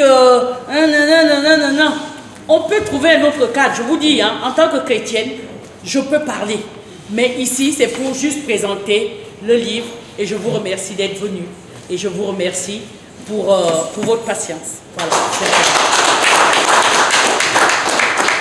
Mais c'est nous qui remercions sincèrement Madame Ngou pour ces moments d'échange, de partage. Et je suppose que ce qui préoccupe chacun de nous ici, c'est notre maison commune qui est sérieusement menacée. D'ailleurs, j'ai entendu le doyen nous dire tout à l'heure que nous ne sommes pas à l'abri de ce qui s'est passé en Centrafrique parce que les ingrédients sont déjà là. Ensuite, j'ai entendu dans les interventions tout à l'heure, je ne pourrais pas tout reprendre, quelqu'un me dire, oui, c'était un confrère de l'Alliance chrétienne qui dit oui, on doit faire attention pour éviter les partis pris. Et je voudrais tout simplement dire mon petit mot là-dessus. Pour nous qui sommes chrétiens, pour les responsables des communautés religieuses, chacun de nous ici présents. Moi, je suis prêtre de l'Église catholique et il y a 2 ans, j'ai pris mon stylo, j'ai écrit à ma hiérarchie pour renoncer à l'exercice du sacerdoce. Pour une raison simple. Ma raison est la suivante. Lorsque tu es une famille, tu as des enfants qui sont en conflit. Madame Ngou qui est ici présente à côté de moi, quelqu'un arrive tout de suite là-bas sous mes yeux et je vais choisir le silence en disant je ne veux pas de parti pris. Il n'y a pas de silence quand il y a l'oppression. Le Christ appartient au camp des opprimés. On ne peut pas laisser dans nos communautés, dans nos églises, les oppresseurs sans les blâmer. Un bon père, c'est celui qui prône la justice. Lorsqu'un enfant a fauté, on le blâme, on lui dit qu'il a fauté. Et dans le livre des Actes des Apôtres, on voit dans les premières communautés chrétiennes comment les chrétiens étaient sanctionnés face à leur inconduite. Et je me souviens comme prêtre, avoir dit à mon évêque un jour, j'ai peur parce que je vis en France. Je lui ai dit, j'ai peur qu'en revenant au Gabon, qu'on me confie une paroisse, et comme curé de paroisse, je prendrai sur moi la responsabilité d'excommunier tout ce qui est pédéguste parce qu'ils prennent une idéologie qui pille et qui souille l'homme. L'Église a combattu ouvertement le communisme. Parce que moi, je dis ce que je vis. Ou alors, je vis ce que je dis. Et je pense que c'est le témoignage que nous avons du cardinal. Moi, l'amour pour le Gabon m'a amené pas à renoncer à la prière. Parce que j'ai dit, et c'est pour cela que Rome n'a pas rendu officiel mon renoncement au sacerdoce. Parce qu'ils ont du mal à trouver les raisons. En leur disant, je ne suis en foi. Je ne suis en crise, ni avec ma foi, ni avec l'Église, ni avec le sacerdoce, mais la façon pour mon Église particulière du Gabon de vivre l'évangélisation ne me convient pas du tout. Parce que tout simplement, comme père, j'ai le droit de prôner la justice. Maintenant, lorsqu'on parle de paix, quelqu'un a dit tout à l'heure que ce n'était pas possible parce que qui veut la paix prépare la guerre. C'est vrai. Mais, merci. La paix est multidimensionnelle. Lorsque nous étions jeunes, quelqu'un vient chez toi, te vole ton pantalon parce qu'il est beau pour aller à une soirée avec. Et tu le surprends pendant la soirée avec ton pantalon. Tu as brisé sa paix. Il est inquiété parce que tu vas le surprendre. Tous ceux qui sont au Gabon, qui se sentent mal à l'aise parce qu'ils ont pillé le pays, ne sont pas tranquilles. Ils ont amassé injustement et de façon illicite.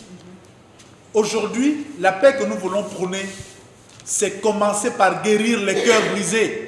Que ce soit les oppresseurs, que ce soit les opprimés, tous ont droit au salut. C'est ça l'élément fondamental. Celui qui nous apporte la paix, il ne veut pas apporter la paix aux uns pour brimer les autres. Il veut que l'humain accueille la paix. Et le message à retenir aujourd'hui, c'est tout simplement que chacun puisse vivre ça de façon contextualisée dans son univers de vie. Yes. Comme pasteur, comme père de famille, comme enfant. Voilà. Yes. Merci. Yes. C'est bon. Donc, je laisse la parole au...